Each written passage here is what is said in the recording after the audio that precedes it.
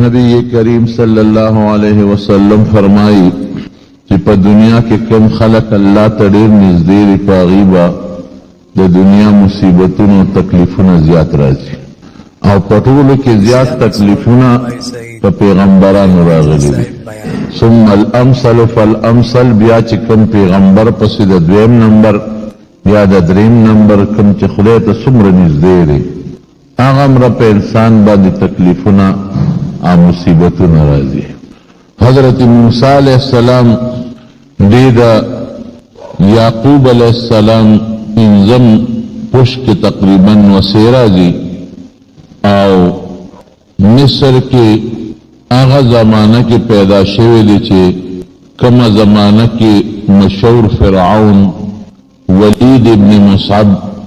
द मिस्र बादशाह और द बादशाह सरे द खुदाए दावा करे वो और दा बेवी चे अना रब्बुकुमुल आला जस्तासु रबेमा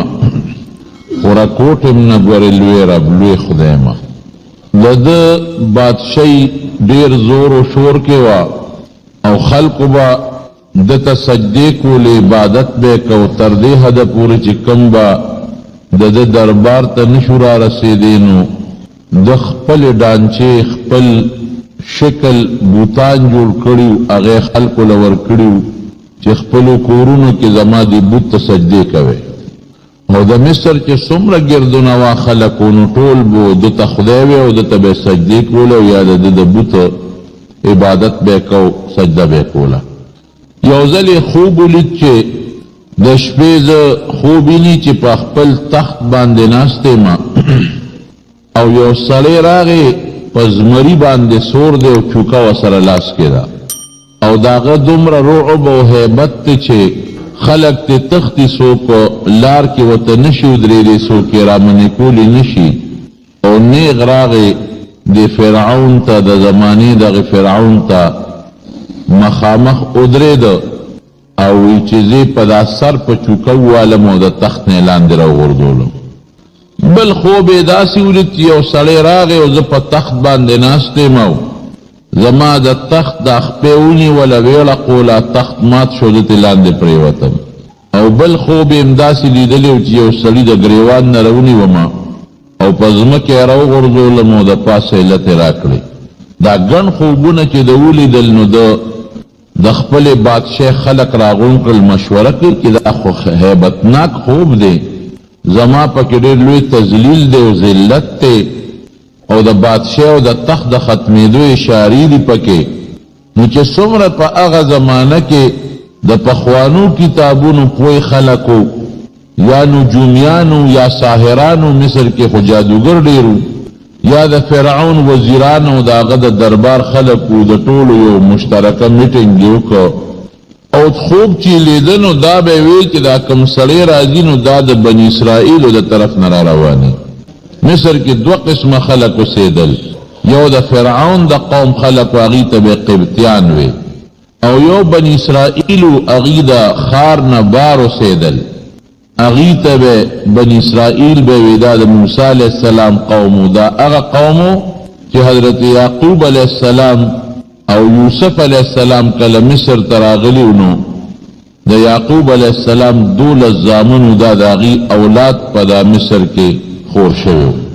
द बहर नरागली मशवरा चे कोल आगी दा सोच वर तवर को रे वर्क छे शेबदा से मालूमी की दी बनी इसराइल के शोक पैदा के दो वाला दे या पैदा शेवे दे हो नुजुमियान वे के न पैदा के दो वाला दे और अगब अस्ताद जवाल सबब कर दी स्ताद बादशाह आगिश्तो जरिया बगर दी वे खसो कम वे सेब दे के होशियर निश्ता दालत पैदा न दे पैदा की दे खूब नदा से मालूमेगी नुतदा हुक्म कज बन इसराइल के सुमरा लकान पैदा की दा टोल बमलो यो बन प्रेरू दे बाड़ो पैदा निश लेकिन द अल्लाह द फैसले मुकाबला के इंसान तदबीरू न है कार न वर्के तो तडेरम तदबीरू न के उडेर सूचू न के तो अल्लाह से फैसले नो अगे यकीनन के दो वाले दुख फैसला करार सड़ी सर खुदाजान फिक्री के जरे बच्चम खलक टोल मुशी जमा पर खल को सो فیصله وکړه چې بس کم معشوم په بنی اسرائیلو کې پیدا کیږي بس دا لاله. قرآن شریف کې الله یذبحون ابناءکم ویستحیون نساءکم، الک چې به پیدا کېده د مور په مخ کې جاسوسان سیری والا خوارو، کور په کور با او پته خدا پیدایش لګي، هغه نه چې ګنې خبره پټه ده. جاسوسان خواره دي خو چې بنی اسرائیلو کې کم معشوم پیدا کېږي الک هغه حلالۍ د مور په مخ کې، او چې کمی جنکې دی هغه پرېږدي. دا څومره انتهایی ظلم دی. معشوم بی گناه وجل دا ډېر لوی ظلم دی، ډېر زیاتې دی. او بیا د مور مخ کې په هغه چاړه راښکل دا د ظلم انتها ده. ورونو یاد وساتئ ظلم ډېر خطرناک شی دی. ظالم یو وخت کې ظلم کوي، دی دا نه ګوري چې زما دا ظلم یو ذات ته چې هغه ني او ماله به زما د ظلم سزا راکوي. الله خو د چا ظلم پرېږدي نه چې څومره ظلم دی وکړه په دې خبره پوه شه چې دا الله سره لیکلې پراته دي او د دې سزا به درته میلاویږي. که دنیا کې به درکوي خو که نه آخرت خو جده تلی نه دی. ځکه نبی علیہ السلام فرمایي چې کله مظلوم د خولې نه آه وباسي وی دا فوراً د اوریځو د پاسه شو دا الله دربار ته رسېږي. او رب العالمین ته د مظلوم د فریاد نظر بل شی نه رسي. الله ورته وی چې ای مظلوم لانصرنک ولو بعد حین، امداد به کوم، خیر دی لږ وخت به پکې وي خو امداد به کوم. نو ظلمونه شروع کړل، ماشومان لکان به لالول او جنکې به پرېښودې. زمانه تیره شوه نو چې دا چا باندې یو مصیبت راشي او څه وخت تېر شي لږ زوړ شي، د سړي بیا لږ غوندې مطمئني تازه کې سړی پریشان وروسته بیا لږ پریشاني کمیږي. بیا یو ځل د میټینګ راغونډ کړی و او دا سوچ یې کو چې هلکان خو مونږه ډېر زیات حلال کړل، څه به کوو؟ چا وی صاحب دا خو که داسې د هلکان مونږ حلالو نو دا بني اسرائیل خو زمونږ خدمتونه کوي، زمونږ پټو کې دوی خدمت کوي، زمونږ لښتي دوی صفا کوي، زمونږ ټټۍ دوی صفا کوي، زمونږ په کور کې غلامۍ ژوند دوی تېروي. نو دا به بیا سبا دا خدمتونه مونږ په چا کوو؟ واقعي دا خو دا نوي کول وجلې کېږي او زاړه مري، په چا به خدمت کوو؟ نو ګوره قمقل سړي چې که نه د هغه عقل او سوچ نه وي داسې کوی یو کال دا ماشومان وجنه او بل کال یې مه وجنه. اوس بېوقوف بچیه چې دا په کم کال یې نه وجنې که دی کې هغه لږ پیدا شي. قدرت الهي هم داسې کول چې کم کال وي مه وجنې، هغې کې د موسی علیه السلام یو ورور حضرت هارون علیه السلام پیدا شو، او چې په کم کال وجنې هغه کال بیا د موسی علیه السلام د پیدا کېدو دی. الله ښیي یعنی الله دې په بل کال کې پیدا کولی شو، د بني اسرائیلو نه علاوه بل ځای کې پیدا کولی شو. دې فرعون ته به دا خوب اډو نه ښو دا کار به الله کړی، لیکن دې کې الله د ظلم ښکاره کوي جودرېږه چې خلکو ته هم پته ولګي چې فرعون ډېر ظالم و، او بني اسرائیلو ته هم پته ولګي چې مونږ سره ډېر ظلم شوی دی او د موسی علیه السلام د برکت نه مونږه الله د ظلم نه خلاص کړي او مونږ یې تیزاد کړي. دا الله هر کار کې حکمت دی. دې چې کله پیدا کېده قرآن شریف کې الله فرمایي مونږ د مور ته الهام وکړو، د مور ته اطلاع ورکړه. و اوحینا الی ام موسی، هغه ته اطلاع ورکړه چې کله دا ماشوم د پیدا شي چې هېڅ فکر ونه کړي، دی به یو صندوق کې بند کړي، صندوق به دریاب ته وغورځوي. انا رادوه الیک وجاعلوه من المرسلین، هېڅ فکر به نه کړي هم ستا دې غېږې له به واپس تله راولم او دی به څوک وجني نه. زما په کتاب کې دا فیصله ده چې دنه به پیغمبر جوړېږي، دا مونږ فیصله کړې. نو چې دنه د پیغمبر جوړول غواړم او هغې ته خو پته وه هغه خو په څلورم پنځم پوش کې د ډېر لوی پیغمبر نسیم وه، او د موسی علیه السلام پلار عمران د یعقوب علیه السلام په څلورم پوش کې نسیم دی. پته ده ورته چې الله خدا کار کوي کولی شي. یو بعضې مفسرینو یو خبره لیکلې ده چې کله دې پیدا شو د فرعون کاردارانو له چا اطلاع ورکړه چې دې کور کې ماشوم پیدا شو، هغې چې سینګ راننوتل او د مور ته د موسی علیه السلام پته ولګېدله چې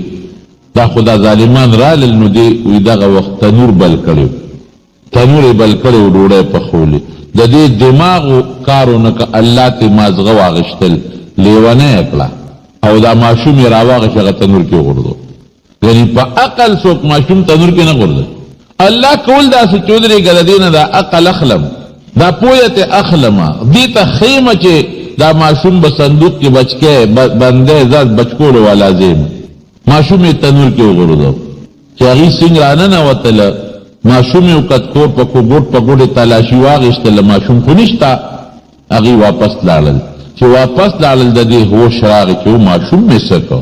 اب چی میں سکو چوی قتل معشوم پا اور کی موسیٰ علیہ السلام پروت تے خان دی روچتے کر قدرت خیونی دا پروردگار اللہ و تمدا القاو پلچے تدا صندوق جوڑ کا دا معشوم پا کی واچو صندوق جوڑ کو حضرت موسیٰ علیہ السلام پا کی واچو او صندوق سوڑے بند اکلیو چے کم لوے دریاب دی دریائی نیل اغی کو غردو او دا موسیٰ علیہ السلام خور واغی تیوی کی تا پلی غار ور سرزا معلومات کو چے دا صندوق تم خوازی اللہ ویدی بچکو مو تالے را رسو من اسگور جسے گی حضرت موسیٰ علیہ السلام اللہ پیدا کرم بیر کھولیو پیغمبر اسم خشتی و پیغمبر کے نا اللہ باطنی عیب پیدا کیو نا ظاہری عیب جو پیغمبر پا مقدز مکہ گوڑ شل لون کون بے جبے بے پوزا بے غوگا ندی پیدا کرد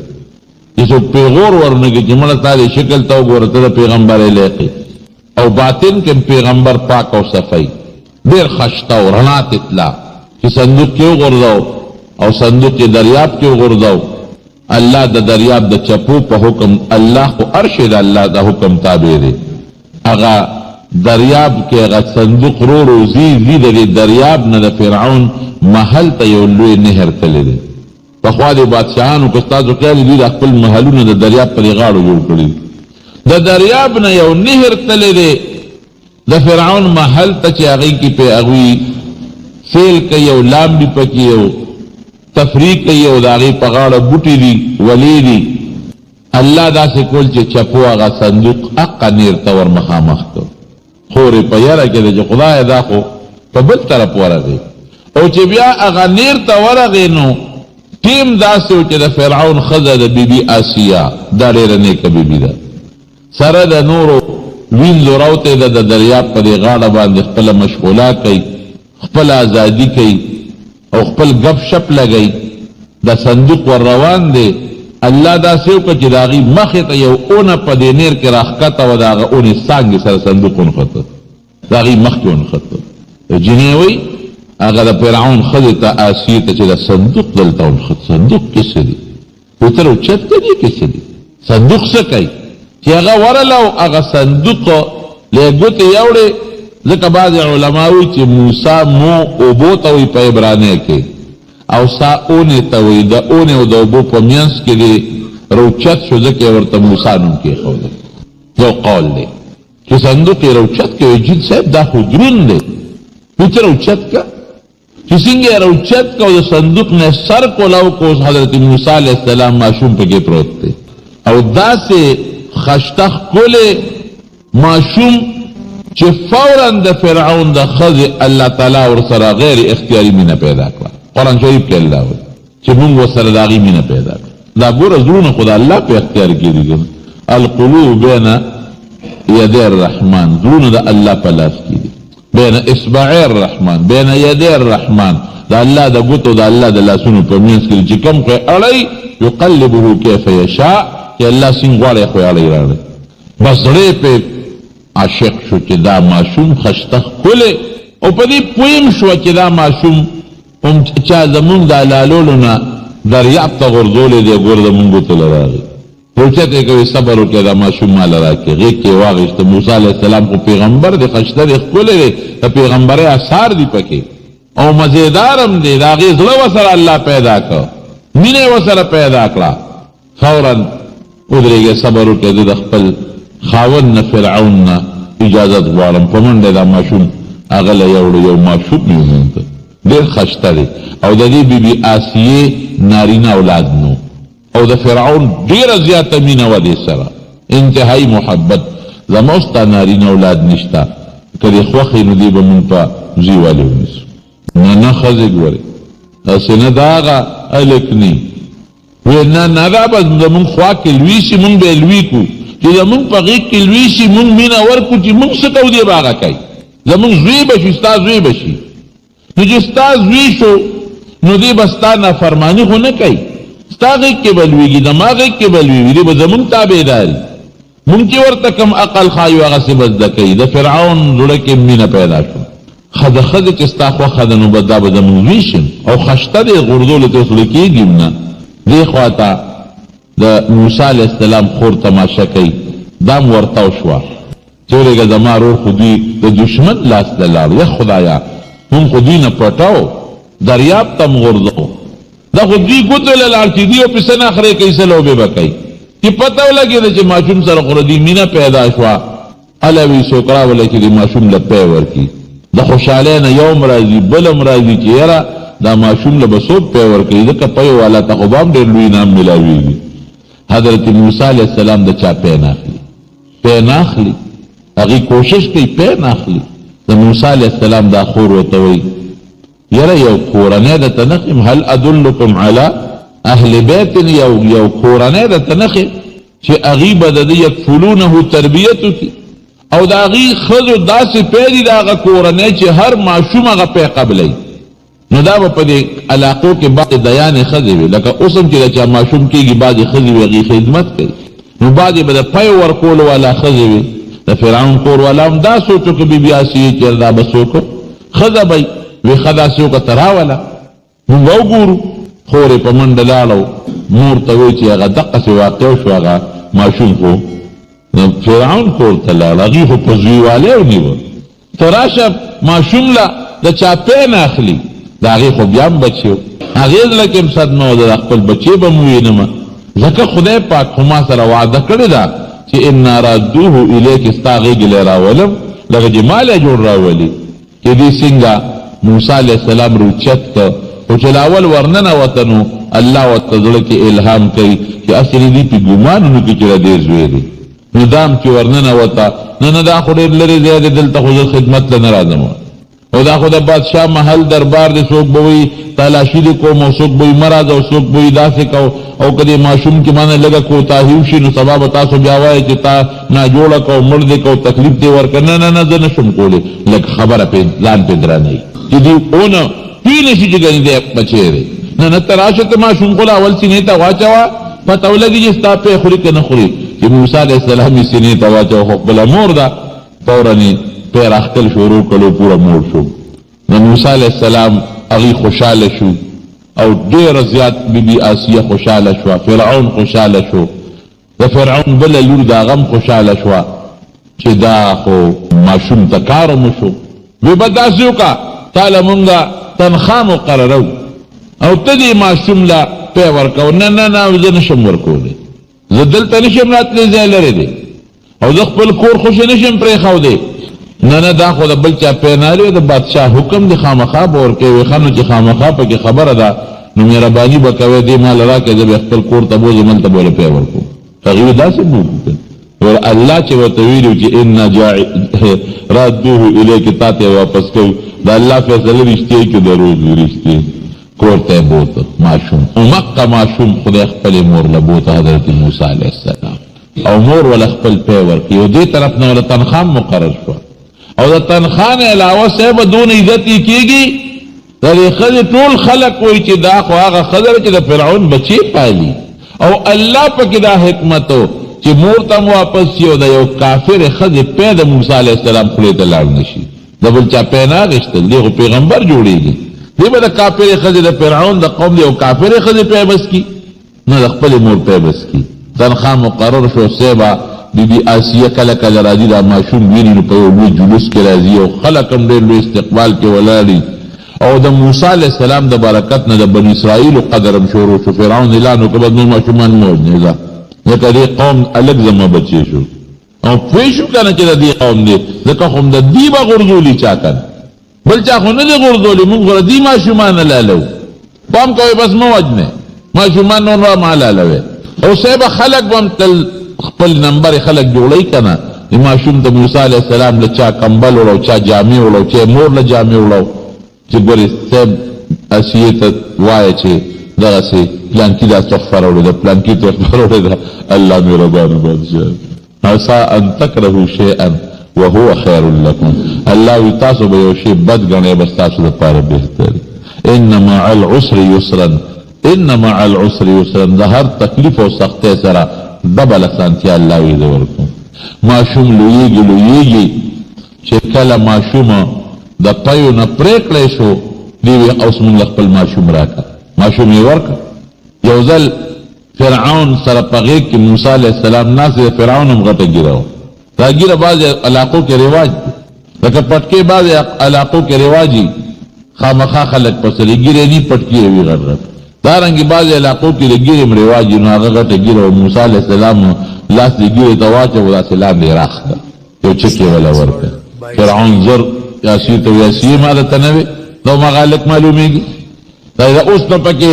جذبه شته د ګیرې نه ونیوم لاندې راخ کړم. او فرعون په لوی مجلس کې ناستو، ټول خپل وزیران او خلک ورسره ناست دي. زما خو یې غټه بېعزتي وکړه. ورشه جلاد راولئ چې دا ماشوم حل ښځې ورته وویل دا ماشوم څه پوهېږي، تا څه پېژني، ستا ګیره څه پېژني، ماشوم ټول چاته لاس اچوي، ولې مور نه مخ رانیسي، دی به نه لالی نه دا هغه ماشوم معلومېږي. بعضې خلک هم داسې چې د بني اسرائیل دشمنانو هغې هم له پړه کې وسوسې واچوي چې دا همغه دی که نه ګوره لاس یې در واچو او ګیرې نه ونیو لاندې راخ کړې. فیصله یې په دې وکړه چې ښه دا ماشوم په ناپوهتیا کړي دي که په پوهه یې کړي دي. دته به اور کېږي یو خوا ورته لالونه کېږي. که چېرته دې لالونو نه ورغي بیا ماشوم پوه دی، هوښیار دی، د هوښیارتوب نه زما ګیره نیولې ده. او که اور له یې ګوتې یوړې نو بیا خو ناپوهه دی، زما ګیرې په ناپوهتیا نیولې ده، بیا به معافي. اور یې هم کېښود او لالونه یې ورته کېښود. هلته بیبي اسیا الله ته ژاړي چې خدایه خیر دی که لاس یې وسوځي خو چې لال له ګوتې یو نسي مرګ. موسی علیه السلام یې چې ورته کېنو په خلپوسو لال له روان دی. جبریل علیه السلام وله دا لاس دی بل طرف تک اور طرف تک. ځکه اوس پکې د لاس ته سوځېدو د مرګ دوه خبرې دي. مرګ نه بچ چې لاس کو سوځي خیر دی. هغه زرې هغه دغه له ګوتې یوړې هغه سرې سکروټ کې له فورا خولې له راوړي چغې یې کړې. بیبي اسیې زر نمبر یې جوړې شو که ما نه وي چې ناپوهه دی. که دا پوی او په پوی ستا ګیره راښکنه اوس په لال له ګوتې وګوره اور له ګوتې یوړه. ښه زه واقعي چې دا ناپوهه دی. چې لویږي مور یې راځي او چې د موسی علیه السلام مفسرین لیکي مور کله درازي د فرعون دربار ته، ځکه چې اوس خو د دې فرعون بچې ظاهر کې خودي ورته بچې وې، هغه یې لوی که د هغې به ډېر لوی قدر و، ډېر لوی عزت به او کله به راتله چې د خپل ماشوم پی مې ورکړي دا وګورو لویږي ورو خلک یې قدر کوي، عزت یې کوي. بار چې وځي نوکران هم ورسره منډې وایي. دیم کله ځي د موسی علیه السلام د مور کور د ښار نه بارو، کله ځم هغه خپل رضاعي مور له چپی راکړي د هغې ملاقات له ځم. نوکران به ترې څه مخکې ځغلېدل، څه به ترې وروستو، ځکه د فرعون زوی دی ظاهر کې خو داسې وه. او چې واپس به راته ډېر لوی قدر او عزت و. قرآن شریف کې الله وایي چې کله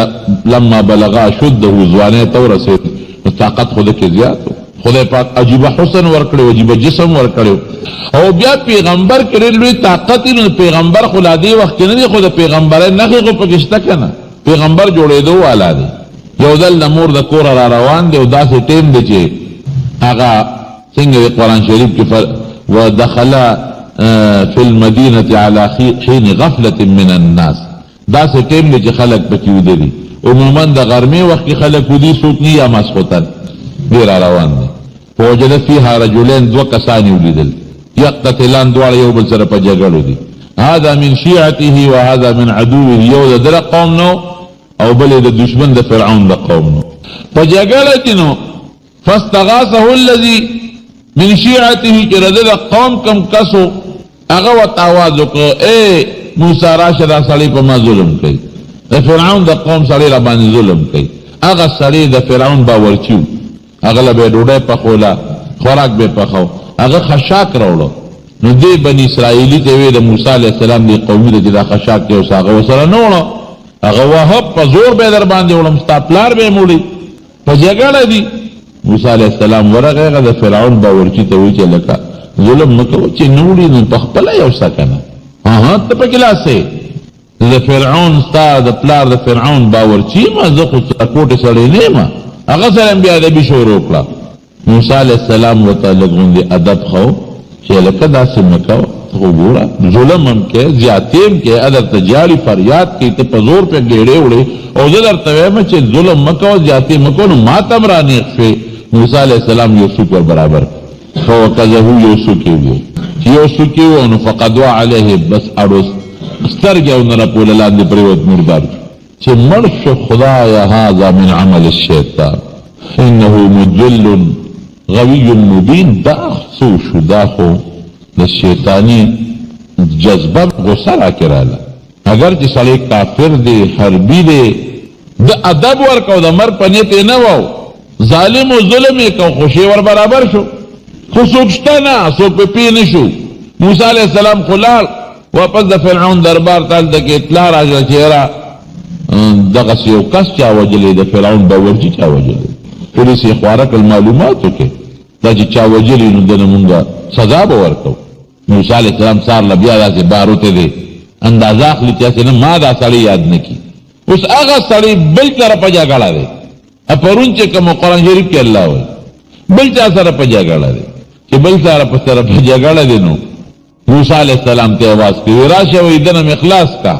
موسی علیہ السلام ته ظالمان انک لغوی مبین ته ډېر خطرناک سړی ښکاري کله یو سره جګړه کې کله بل سره جګړه کې رواني هټول پتا کې اوس موسی علیہ السلام ورغی چې دل ادب ورکی وو یا نه خو دل ادب ورکو چې ګور راځي مکو جګړه کې اپوی شو هغه چې پرون خو یو بیغمه کړی اوس کو مال را ورسېد نو خود مال یو سکرا کاغه پستر ګوار سلی دی خدا خدان بس زما قیامت کې بس بیغمه کېږي اتريد ان تكون جبارا في الارض او اتريد ان تقتلني كما قتلت نفسا بالامس خا پرون دی یو وجل نن ما وجه راس فاش پرون دی یو وجل نن ما وجنه ځان لوی جبار او مکبرجن او متکبر جوړه داسې کې سبب غوري مال ګوته راونړي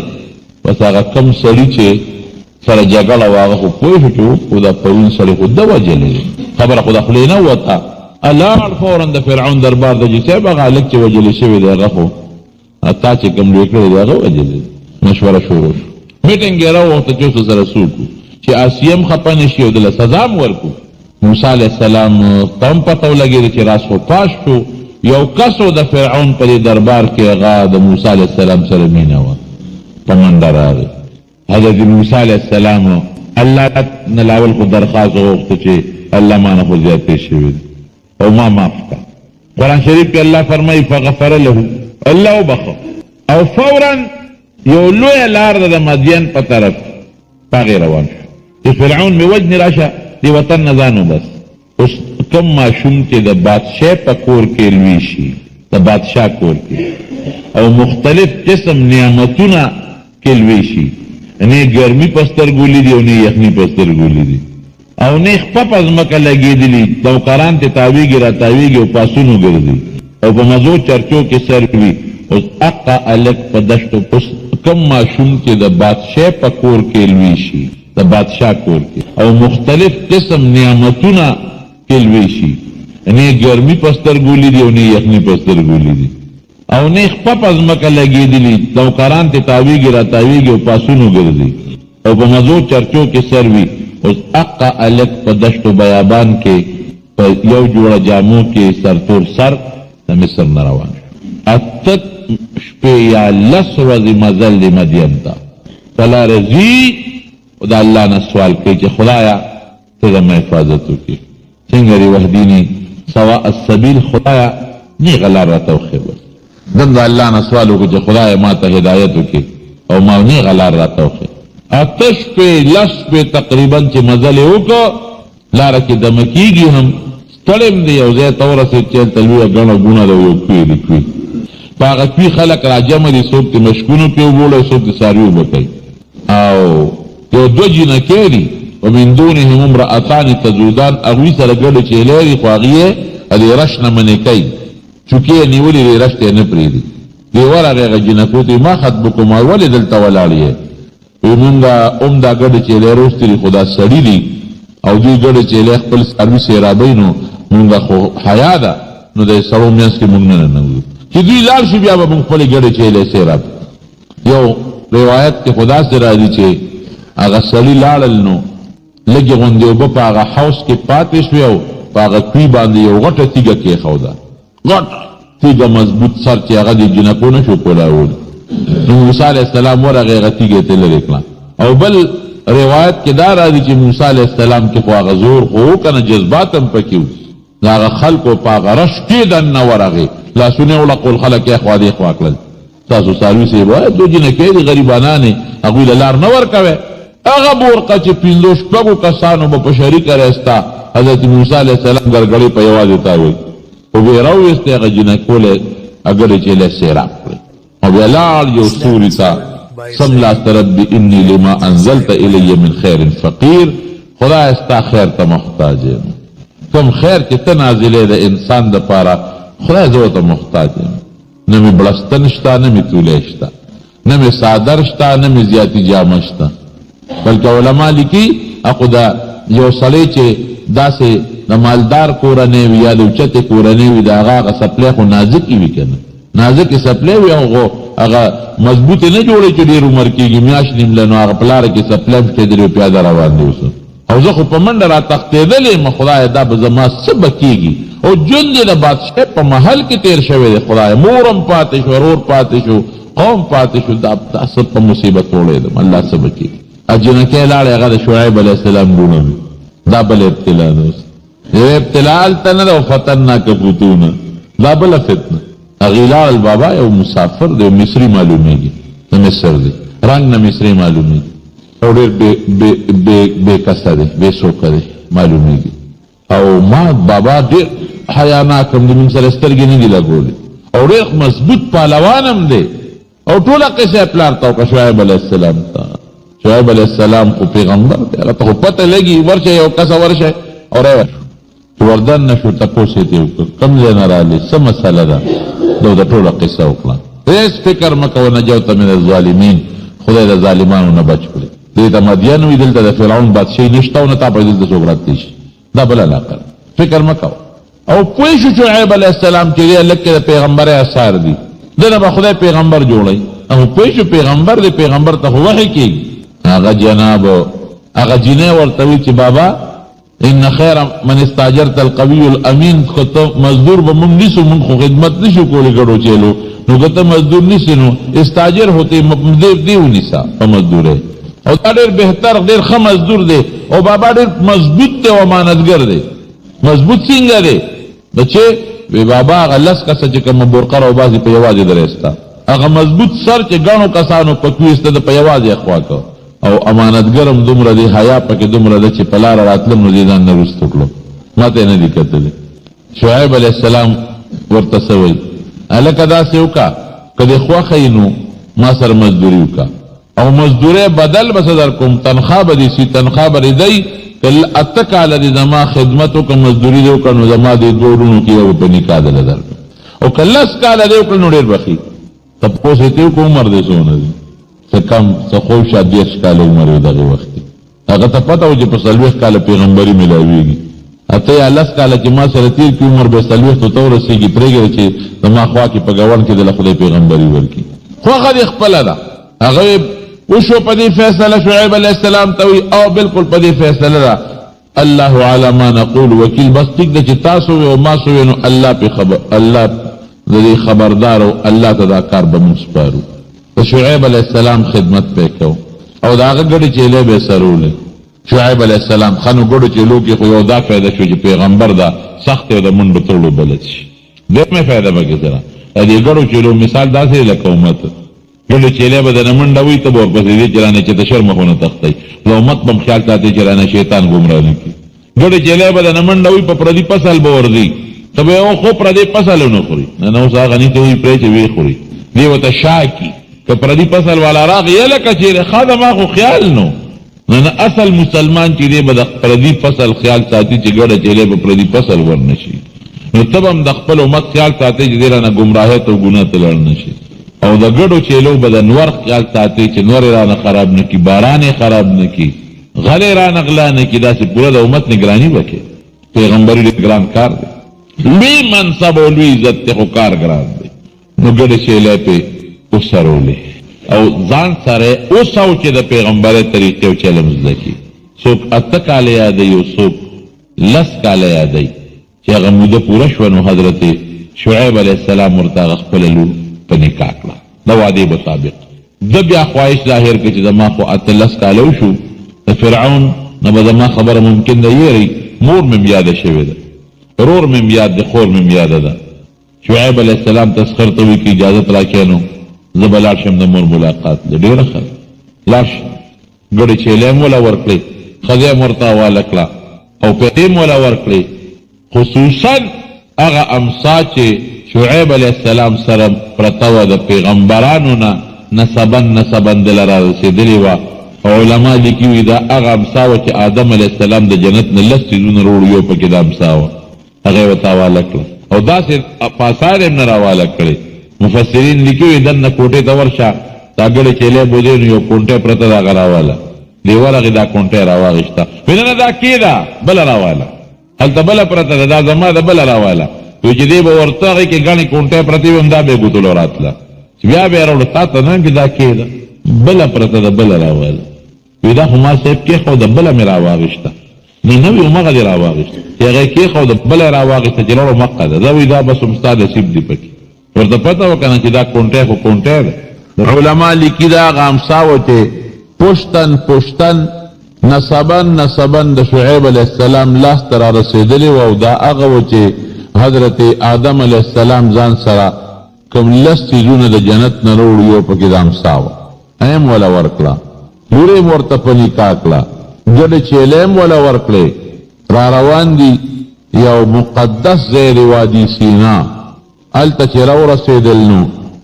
د بیبي د ماشومانو د ولادت تکلیف شروع شو، اولاد یې کېده. دغه وخت کې انسان ته د ګرموالي د اور ضرورتي او د دویم زنانه ضرورتي. حضرت موسی علیه السلام چوکت یو ځای کې اور ولید، رڼا وه. بیبي ته وایي ته دلته کښېنه، انی آنست نارا، ما اور ولیده، لعلی آتیک بقبس، زه یو شغله درته راوړم، ورځم یو شغله به راوړم، اور به درته بل کړم. ګورم اور سره به خامخا څوک وي، نو څوک زنانه کې وي نو تاله به راولم ستا خدمت به م وکړي. ډېره ښه ده. بیبي ورته وویل خو د علاقه کې بلده وه، وی دا څه وکړه چې ځان سره د امسا واله شپه ده، توره تیاره ده، باران هم ورېږي نرې نرې، سیلی هوام ده، دا امسا ځان سره واخله او دا پنیر هم په خپلو کاسې نه چې ته مار یا لړم څه شي دله ټک در نه کړي، امسام واله چې د څه حیوان میوان دله نقصان در نه کړي نو ورشي. چې هغه اور له ورغې یو دغه یې راواغېسته، څه ورته وي دا اور کې شوړه یې راواغېسته، او چې اور ته وکتل اور د اونې په سر بلیږي، اور د اونې به اور اغېستي، انسان خو نشته او نه څوک شته، اونې به اغېستي اور. شوړه یې راواغېسته، هغه اور ته یې ورمخامخ کړه، چې دې اور ته شوړه ورمخامخ کوي هغه اور دې بره کېږي، چې دې شوړه ورجتوي اور ته نور هم بره کېږي. حیران خو شو چې دا عجیبه اور دی، نه اونه سوځي نه لوګی شته نه بوی شته، ځکه اور خامخا بوی هم کوي او لوګی هم کوي. د دې اور نه بوی شته نه لوګی شته نه تاو شته، اور خو تاو هم کوي، دې خو تاو هم نشته. دا خو اور نه معلومیږي، ځکه دا اور خاصیت هم دا دی چې دې به تاو کوي، لوګی به کوي، بوی به کوي، کوم ځای چې بلیږي شي به سوځي، نه اونه سوځېږي نه بوی شته نه لوګی شته. او عجیبه دا ده چې شوړه ورولم نو دا اوچتېږي ښکته کېږي، رڼا اعلی مزېداره کړي، دا خو اور نه دی، دا خو څه بل څنګه رڼا ده. دې په دې سوچ او په دې فکر کې د غم کې دی چې اواز ورته کېږي اے موسی انی انا الله، زه الله یم، فاخلع نعلیک انک بالوادي المقدس طوی، ته مهرباني وکړه پیزار دې وباسه، دا اخوا دې خوا ځای نه دی، دا ډېر مقدس او پاک ځای دی، ځکه چې الله تا سره کوم ځای کې خبرې کوي نو دا ډېر مقدس او پاک ځای وي. او طوا د دې نوم دی، پڼې دې وباسه. دا اواز چې دا اورېده، اواز چې اوري د ښي طرف نه م اوري او د ګس طرف نه م اوري، د بره نه م اواز اوري او د ځمکې د طرف نه م اوري، د مخې نه م اوري او د شا نه م اوري. حیران دی چې عجیبه آواز دی. علما لیکي چې د الله آواز و، د الله د آواز تعلق د غوږ سره هم نه دی. ګورې مونږ خو چې کوم آواز اورو د انسان نو په دې غوږونو یې اورو، د الله آواز انسان په هر ځای اوري، هر شریف اندام په هغې آواز اورېدلی کېږي. نو دی یو خوا بل خوا ګوري چې د آواز د کم ځای نه دی، بره ګوري، ښي طرف ته ګوري، ګس طرف ته ګوري، مخکې ګوري، شاته ګوري. الله ته کم ځای نو ورته آواز کوي چې ته کم ځای الله. کله یو خوا ګوري کله بل خوا ګوري. هغه د بیبي مسله په ځای پاتې شوه او د الله سره د الله خبرې واورېدې، یو تجلی یې ولیدله، یو خوند پیدا شو. رب العالمین فوراً ورته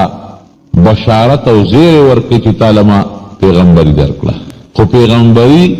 بېشکه ډېر لوی عزت دی، حقیقت تا دی، ډېر لوی احترام او ډېر لوی عزت دی، خو لوی بوج هم دی. اسانه خبره نه ده. دې طالبانو ته مونږ دا پټکي د کال په آخر کې تړو، مونږ وایو دا خو یو ډېر لوی عزت دی، تا نه خدای عالم جوړ او دا پټکي د مشرۍ نښه ده. که څوک پوهېږي د عالم په قدر او په عزت، ځکه د پیغمبر او د خدای د علم ته وارث شو، د هغې عالم جوړ شو، ډېره لویه خبره ده. خو ګورې عزت هم دی، خو ډېر لوی بار هم دی. په سر د لوی بوج کېښودلی شو، اوس به دا دین بل ته رسول هم غواړي. نو پیغمبري خو لوی عزت او لوی شرافت دی، خو لوی بارم دی. داسې بار دی چې فوراً ورته وایي اذهب الى فرعون انه طغى. لوی دشمن د فرعون سرکشه زلال شو او هغه ته اوس دین ورسوه. اپوی کا او دا خو اسانه خبره نه ده. بادشاه له به څوک ځي وررسېږي وسنګه او هغه ته به دا خبره څنګه کېږي. د ده ژبه کې لږ غوندې لکنت هم خبرې به صفا نه شوې کولی. صاحب ژبه کې مې لکنت دی او چې په سړي باندې دې ژبه کې لکنت او په ده باندې لږ هیبت راشي، د ژباړو کار نه کوي. سړی مې هم د هغوی د قوم وجلی دی، هغه دشمني هم را پورې ده. خدای یو کار وکړه الله، او د الله کار کې خو انکار نشته او نه کولی شي. داسې وکړه چې زما ورور د هارون ملګري مې کړه، دوه به یو په یو بل به ډاډ یو. که زه خبره کې انخطېدم زما خبره به هغه کوي، بس ورځو به نو. خو الله ورته وایي چې دا خبره به دې ومنله، ستا ورور هارون مې پیغمبر کړ، هغه ته زه اطلاع ورکوم، هغه د ښار نه بار استقبال هم وکړي، پیغمبر مې هم کړ او یریږه مه، تاله داسې طاقت در کوم چې فرعون څه کوي چې د هغه نه مضبوط بادشاهان هم تا ته لارې به در کوي. حقیقت تیرونو عزت د چا په اختیار کې دی او طاقت د چا په اختیار کې دی. یو غواړي تعز من تشاء و تذل من تشاء، څوک ذلیله کي او څوک عزتمن کي. لاس ګریوان کې منډه شغلې به کوي، د په سترګو به د هغې اثر کېږي، پړه کې به د هغې روښنایي اثر کېږي. که او دې نه مني خو یریږي به. راغې را روان شو، رور هارون علیه السلام لار کې استقبال وکړو او د الله حکم نیغ په نیغه فرعون دربار ته ورغلل. لاول خو درباریانو نه پرېښودو، خو بیا یې پرېښودو بادشاه ته، فرعون ته ورورسېد. خپل تعارف ورسره کوي، صاحب زه دې وپېژندم؟ نه ما خو نه پېژندلې، زه هغه هلک یم چې هغه تا سره ماشوم لوی شوی ما او بیا لاړم، مال الله پیغمبري راکړه او بذات الله ما ته حکم وکړ چې د فرعون ته ورشو، دین ورته ورسوه. سپېرله پکارو چې د الله را لېږلی شوی پیغمبر د ده په نوم قدر یې کړی چې اوهو زم دومره شوم چې زما متعلق الله تا ته حکم کړی چې دله ورشه. ما کې جرم دی، ما کې لویي ده او الله هغه محسوس کړې ده. بادشاه ته لته ورکړې وې او د الله خبرې منلې وې، نو لوی نیکنامي او نوم به شوی وې، د دنیا کې هم د الله په نوم هم. هسه وایي ورته سپېره او ته وایي ښه درې خبرې واوره. یو خبره خدا ده چې ته مونږ ماشوم لوی کړې، رکوټ یې لوی کړې، اوس راځې مونږ ته نصیحتونه کې. دویم دا دی چې ته خو مجرم یې، جیل کې دی چو، تا به خو زمونږ سړی دی وجلی دی. خره خدای په اسانه ګوتو له راوست دی، لطف دی کم خوا. او درې مقصد دې څه دی، په مقصد ملاول پوه کا. هوښیار دی فرعون، دا بادشاهي ګورې په قمقلتوب هم نه کېږي، هوښیار دی. مقصد دې څه دی؟ وی مقصد خو مې دا دی چې زما یو الله دی، یو رب، شریک غلی نشته. ته ځان ته خدای وې، که فرعون به وي انا ربکم الاعلی، زما نه لوی خدای بل نشته، وی ستاسو لوی رب زه یم. ته ځان ته خدای وې، درو، دا غلطه خبره. ستا نه مخکې دا دنیا چا چلوله؟ ستا له بادشاه نه اخوره دنیا څوک چلی؟ او تا له دا ژوند چا درکړی او دا رزق څوک درکوي؟ او دا خوب دله څوک راولي او دا ویښه دله څوک راوړه، ډوډۍ دله څوک درکوي، دا لاس پې دله څوک لقوي. داسې مه کوه، سردوري مه کوه. الله یو امنه، زه د الله رسول یم، ما په حیث د رسول په حیثیت د یو پیغمبر او د استازي ومنه. باقي که ته دا خبره کوې چې سړی وجلی دی نو ما په قصد نه دی وجلی، ما خو هغه ته نصیحت کو، په نصیحت نه پوهېده، بیا مې ورته ادب خو، یو سوک مې ورکړه، ور برابر شو. سره په سوک خو څوک نه مري، نو اوس ما خو سوک ورکړی دی. او درېیم دا که تا د ماشوم لوی کړی ما نو بېشک ښه دې کړي دي، دا د الله فیصله وه، د الله خوښه وه. تا د مور د کوره نه یم روستی. جادوګر چې کوم قابل جادوګرانو د مصر هغه راغونډ کړل، چاته چې د اجت شي نو هغه هم بیا نخرې پېخرې کوي. صاحب دا خو وړه خبره ده، دې بدله مونږ داسې پړ کړو چې غږ به هم نشي کولی، خو مونږ به پکې سي. تاسو چې څه خوښئ در کوم، بلکې تاسو به من المقربین، مشیران والم، د اسمبلی ممبران به والم، ما سره نږدې به یې، لوی قدر او ډېر لوی عزت به دله درکم. ورځ مقرر شوه، دا شورې د مخکې نه مقرر وه، جادوګر لګیا دي خپل جادو یې برابر کو، نظربندۍ والا دې میلو کې ما لیدلي دي، لوټه کې به اوبه نه چې ویړه کوي، اوبه پکې را پیدا شي، او لغت تیر به یې په اوږه به یې کړي، دی په اوږه کړي نه دا ستا نظربندي ده، او غټه اوږده چاړه وي په خوله به ومنډي. خدای پاکه دا چاړې څنګه په خوله ومنډله، دا خو د خوله کې راځي، نه وینه شته او نه بل څه شی شته، دا نظربندي ده. تا ته الاوړ شیخ کاری، شیشې به کله خوري، بوتل ته لکه شیشې خوري، دا شیشې خوري نه خوږی، دا حقیقت کې نه شیشې خوري او نه چاړه په خوله ومنډي. تا ته داسې ښکاري لکه چې دی دا کار کوي، دا یو فن دی. هغه جادوګر هم د هغه خپل فن مظاهره وکړو. قرآن کې چې الله وی وجاءو بسحر عظیم، لوی سحر او لوی جادو او ډېر انتهایی الله ورته لوی وایي، نو دا به لوی وي که نه؟ لوی نظربندي جوړه شوه. فاذا عصیهم حبالهم وعصیهم، هغه رسۍ هغه چې کوم هغوی پړي راوړي، یخیل الیه من سحرهم انها تسعى، اغي په خیال کې دا سرات لمنډې نه والے او نه لقېدل، خو خلقو ته داسې ښکاره کېدل چې ګنې دا منډې وي، هغې سر چوکې وي او پړي چې میدان کې وغورځول، هغې نه ماران جوړ شو. څوک یو خوا مار منډه وي، څوک بل خوا مار منډه وي. خو لاول یې عیسی علیه السلام ودرو، وی ته امسا مخکې غورځوه، عیسی که مونږ مخکې وغورځو. موسی علیه السلام ورته تاسو وغورځوئ، مطلب یې دا و چې ستاسو دا مخکې ښکاره شي او بیا زه به ګورم خپل کونټی وغورځوم، ښامار چې پته ولګي چې هغې هغه خپلې امسا ورساګانې وغورځولو. لوی فرعون ناست دی او لاس ټپېږي او زنده‌باد دی او په لکونو خلک دی، لږ هم نه دي، او ساحران هم سور کې دي، خوشحاله دي چې زمونږ کوم سحر وکړه دې مقابله نشي، ګرانه ده، هېڅوک یې مقابله نشي کولی. او د فرعون د زنده‌باد نارې لګېږي او دیم په شاهي تخت باندې ناست په میدان کې. وګورئ لیدل یو امسا نه مار جوړوي، که دا پیغمبري و نو دا به بیا هم ټول پیغمبران دي که نه، د دوی دا چوکو نه جوړ نه هغه موقع میلو شو، نخرې شروع کړې. موسی علیه السلام خپل امسا وغورځوله، چې ویې غورځوله، قرآن شریف کې الله تعالی فرمایي فاذا هي تلقف ما یأفکون، داسې نه شوه چې یو رانیسي او شخوند پرې وایي، یو خولې د میدان په یو سر کې جامه کېښوده، بله جامې د میدان په بل سر کې کېښوده، ټول یې راغونډ کړل او الواق یې تېر کړل. چې څومره رسۍ نه ماران جوړ شوي او د څومره چوکو نه ماران جوړ شوي، فاذا هي تلقف، اړو شخوند یې پرې ونه واو، د شخوند یې تېر کړل، او چې څنګه یې تېر کړل او خولې وازه کړه او د فرعون په تخت یې ورغروال، نو هغه هلته ټوپونه جوړ کړل. علماوی دومره دستونه یې وکړل چې د شمېر نم زیات. جادوګر خو پوه شو، جادوګر په جادو پوهېږي، عالم خو عالم پېژني که نه، شاعر پېژني، انجینیر ته پته لګي چې دا انجینیر دی، مونږ یې څه پېژنو. ډاکټر ته پته لګي چې دا نسخه چا ولیکله نو دا ډاکټر دی او که ډاکټر نه دی. جادوګرو ته پته لګي چې جادوګر څوک، جادوګرو ته خو پته ولګېدله چې عجیبه مار دی، دا خو چې مونږ کوم ماران جوړ کړي دي خو چې روان یي لکه د مار غوندې داسې کېږي، دا خو نیغ روان دي، دی خو داسې نه کېږي. او دا خو دا دومره رسۍ تېرې کړه، خېټه یې ډوغټه ده، دا خو جادو نه دی. او مونږ خو چې کوم جادو جوړ کړی دی، خلک خو پې نه پوهېږي، مونږ خو پې پوهېږو چې جادو دی که نه، دا خو جادو نه دی، دا خو نظربندي نه ده، پس هغې پوه شو چې دا پیغمبر دی،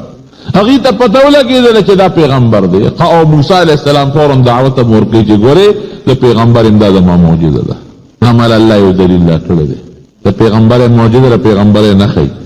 او زما دا دعوه ده هېڅ هم نه غواړم، نه بادشاهي غواړم، نه مال او نه دولت هېڅ هم نه غواړم، نه مشري غواړم. مشري د فرعون دقه یو شی غواړم چې فرعون رب نه دی، رب الله دی، او زه د الله پیغمبر. دې کې څه ګرانه خبره ده؟ نه بادشاهي غواړم، نه وزارت غواړم، نه ښځه غواړم، نه بل شی غواړم، نه مشري غواړم. مشري دې د دوم باره کې دغه غواړم چې یو رب ومنې، شریک نه لري، او زه د الله رسول یم، د الله استاد یم. رسول دا معنا چې د الله حکم تاسو ته رسو. سره د خپل ورونو د یعقوب علیه السلام اولادو، دا بني اسرائیل د هغې اولادو. اسرائیل د یعقوب علیه السلام لقب دی، بنو اسرائیل د یعقوب علیه السلام اولاد. دا خدای په مصر کې خواره کړي، او د مصر اصل خپل باشندگان هغه د فرعون او د هغه قوم. بهر کیف یو نصیحت کوه چې نه سمیږي، نو الله تعالی زر نیوکه نه کوي، نیوکه کوي خو لږ ټیم ورکوي، او چې قوم پوه نه شي نو بیا نیوکه کوي. ټیم به یې ورکو، دوی به سم نه شو، نو الله به پې عذاب راولېږه. بیا به یې ټیم ورکو، بیا به دوی سم نه شو، نو بیا به یې پې عذاب راولېږه. او عذاب به څنګه و؟ کله به رب العالمین مولخان پې راوستل، فصلونه به یې وله وخوړل. داسې مولخان به و چې ردي فصل د دې میوې او ردی گیاگانی دا به مکمل ختمی کړو. تاسو ته پدر مولخان خو تاسو به ګنو راغلي دي، که د الله عذابونه دي. خادي برال موسی علیه السلام ته به دا سوال وکړه، نو که تا خیره کړې ده او موږ مشوره کوو، سوچ کوو. بیا به موسی علیه السلام الله ته سوال وکړو، هغه عذاب به ختم شو. بل به راغی، بل به څوک؟ بل به چیندخان راغلل. دومره به چیندخان زیات شو چې کورونه به ترې ډول ډکو، لوخي به ترې ډکو. کم لوخي ته چې به کټوی ته دوی پخلی کوه، به چیندخانو ډکوه، چې اوبه به اسکلې جام به د چیندخانو نه ډکو. او دا به صرف په دې د فرعون په قوم د عذاب و، د موسی علیه السلام قوم بني اسرائیلو باندې بنو واجبه وه. بیا به رالل، درخواست به وکړو. قرآن حکیم کې الله فرمایي ښه چې ته الله ته سوال وکړه چې دا عذاب بند کړي، او موږ مشوره کوو. موسی علیه السلام موقع ورکړو، ورته پته وه خو موقع ورکوي. الله ته به سوال وکړه، الله د عذاب پې بند کړه. بیا چې به سم نه شو، دیم عذاب به راغی. قرآن شریف کې الله وایي دم، وینه، هر شی به د وینې ډکو. کټوی به وینې وه، اوبه به وینې وې،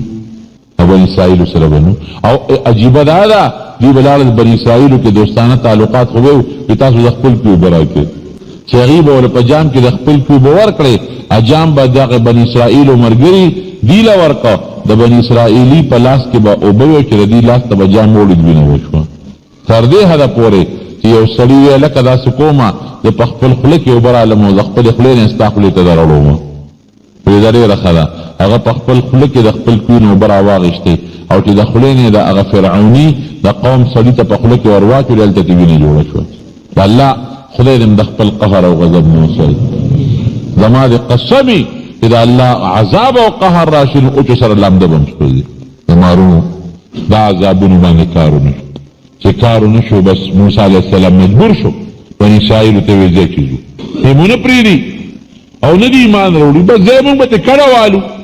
نیوتې به دې پېښه و، خو دا د الله په حکم. مونږ به ترې ځو دې پېښه، فرعون مونږ خپل وس ورته نه مني، نه دې مني، خدای دې بلا ورپسې کړي، مونږ خو به ترې ځو که نه. بني اسرائیل ویې ډېره ښه ده. موسی علیه السلام قوم و ملګري ته پته وه، د شپې ترې روایت تښتي ته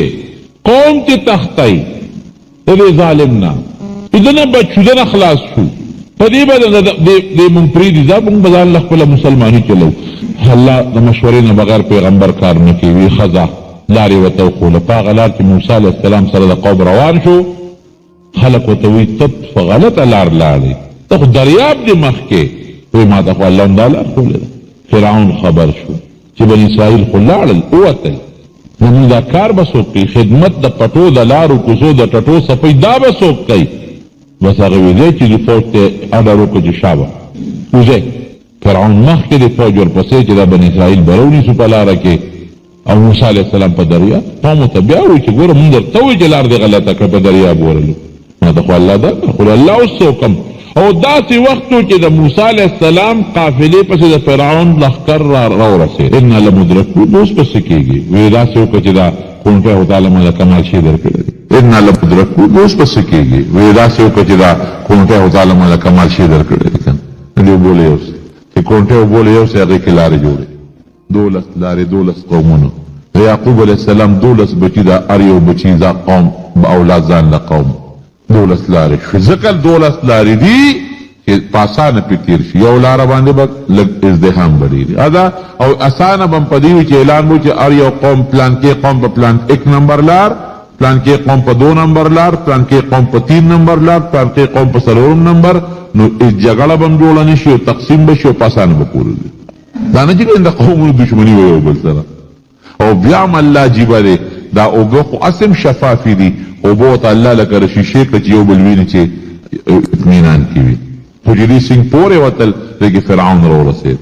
فرعون اوس خپل قوم داسې چالاک خو دی حرامي که نه په الف لام حرامي قوم ته یې وکتل او دا زما هیبت دی زما د وجې دریاب وشتېده بني اسرائیل پې تېر شو وایي اسې خوا دې خوا کوله نه ته جبریل علیه السلام راغی د دې پړي نه ونیو په زور یې راښکه او چې څنګه په دریاب را دننه شو 6 لکه فوج سره څو پلاټون ته جوړېږي اوس 6 لکه فوج سره په دریاب راوړېده نو نیم دا سر ته نه دی رسېدلی چې موسی علیه السلام پورې وي دا کونټۍ د دریاب له یوسه چې کونټۍ دریاب له یوړله هغه دریاب چپې یو ځای شوې سره د 6 لکو لښکر پروردګار غرق کړ بني اسرائیلو کتل او انتم تنظرون قرآن شریف کې الله وي ستاسو مخکې یو د دشمن هلاکېدل بل چې ته ورته ګوره او ستا مخکې لږ ټکوي دا بیا بله مسله ده چې ښه خوشحاله شي او قرآن شریف کې الله فرمایي او چې کله دا زنکدن پې راغی دا مرګ د عذاب یې ولیده ای آمنتو برب موسی و هارون زه خو د موسی او د هارون په رب ایمان مې دی فرشته ورته وي اوس چغې وې ایمان راوړی مخکې دې څه کولو نو خدای عذاب ولید ادا غیب ایمان خود ختم شو او حضرت جبریل علیہ السلام بخاری شریف کی حدیث سے نبی علیہ السلام تا فرمائی عرض و تکی چیز اللہ رسول افسوس کاغتین دلی دے وی چیز کم وقت کے دا چغی والد فرعون او اغا مونگ وللو وی دا دریاب دا میان میں تکا طورا خطا راواقشتا پا دا خلقی موتورویشتا اليوم ننجی کا ببدنکا لتکون آیتا دا بدن ولا الله روستو دریاب ته دا بدن ولا بارو غرزو یو نه خدای عبرت شي دقه روس چې حضرت موسی علیہ السلام ته الله نجات ورکو او دشمن داغه مخ کې الله هلاک کدام دا شوري ول دریاب نه چې پورې وتل او سمخ کې لاړ یو لوی علاقه ده لوی دشت یو طرف ته بحر قلزم دی د کم نه چې دوی پورې وتل او بل طرف ته کوه تور دی کم کې چې د موسی علیہ السلام د الله سره ملاقات شوی او پیغمبري الله ورکړی وه دا ډېره لویه صحرا ده او ډېره لویه علاقه ده وادي سینا ورته وایي په لاره ځي نو یو قوم په لاره راځي چې هغوی د بوتانو عبادت کوي قوم لګیا دی بوتانو ته سجدې کوي نو دوی فورا موسی علیہ السلام ته ووایي چې اجعل لنا الها مونږ لم یو خدای جوړ کا لکه څنګه چې د دې خلکو خدای دی دی ړومبی نافرماني ده موسی علیہ السلام غصه شو ورته چې تاسو ګوره د جهالت خبرې کوئ تاسو ونه لیدل چې کومو خلکو د الله سره شرک کوو د بوتانو عبادت به کوو هغه ستاسو مخکې الله هلاک کړل زمونږ خو فرعون سره چې روانه وه په بادشاه خو زمونږ روانه نه وه چې د هغه هم بادشاهي غوښته یعنې اوس به تلي وو د مصر حکومت به هم سنبال کړی و که نه نه زمونږ هغه سره په جاګیر روانه و نه په بادشاه جګړه خو هم په دغې وه چې هغه خلکو ته وی انا ربکم الاعلی الله سره ځان شریک کړی او قوم له بوتان ورکړي قوم به د بوتانو بهر کیف دغه میدان ته چې دی ورسېدل دی فورا رجوع کوي چې اے موسی مونږ بدل تخرص او سکو بس اغوندو بس او زمون کاروبار بسی مونږ وسکو ګوره د خوراک سکاک خبره مخکې نه شروع شو حالانکه د دې اړو ضرورت نو ځان لکوي کار کروند کنه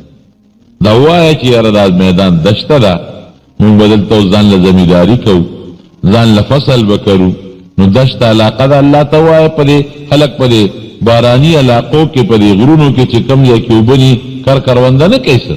صرف دمرہ دا چے اللہ نے سوالو کا چے اللہ منگل بارانو کی جدا فستونا مزرغنی گی نا جدا دے والے تراش محموتا بیادی موتا موسیٰ علیہ السلام غندے عظیم القدر پیغمبر مون چے اللہ تسوی منی ہے ڈڑے وو تیار بغوارو تیار خوارم منگل خوراک بندو بس حضرت موسیٰ علیہ السلام رحم پر قوم دیر زیادہ ولی پھر انتہائی ظلم فرعون دے خلق سره کړی دی خیر دی که دوی لگڑی وڑی موئی او دی ناز و ادام کئی او دوی لگونے نخریم کئی برداشت بکو سختے اڑیر زیادی تیری کڑی دی دیر خط قرآن حکیم کے اللہ اذ استسقا موسیٰ لقومه قوم لے ابو غختی فقل نضرب بعصاك الحجر یو کانی ورسرو ادا پدی کونٹے ہوا فانفجرت من حسنتا عشرت عینا چی اغا کونٹے باندے کانی لغزار ورکو دولس کینی تیروانش دولسو کسے حکمتو قومون دولس تی اللہ تا پتوا چی سبا کدا دولس نیو کمی جگڑے بکئی لیکن قومون ای دا ہر قوم دا بل قوم سر خامخا پزڑکے سنا سلانجوی راشد دولس چینی بشی و دولس نہرون بشی ار قوم بخبل نہر استعمالی بل سر جگڑ بنکئی قد علم کل اناس مشربهم اللہ وی ہر یو تیلار جدا کچی دا نیر ستاشو دا بل نیر دفلان کی قوم دا بل دفلان کی قوم دا بل دفلان کی قوم یو بل سر مجگڑی نی خواب خوش وی ڈوڑے سر بسکو جی دا تشی منگلا اللہ نو غوالا چے بڑھڑی موالیو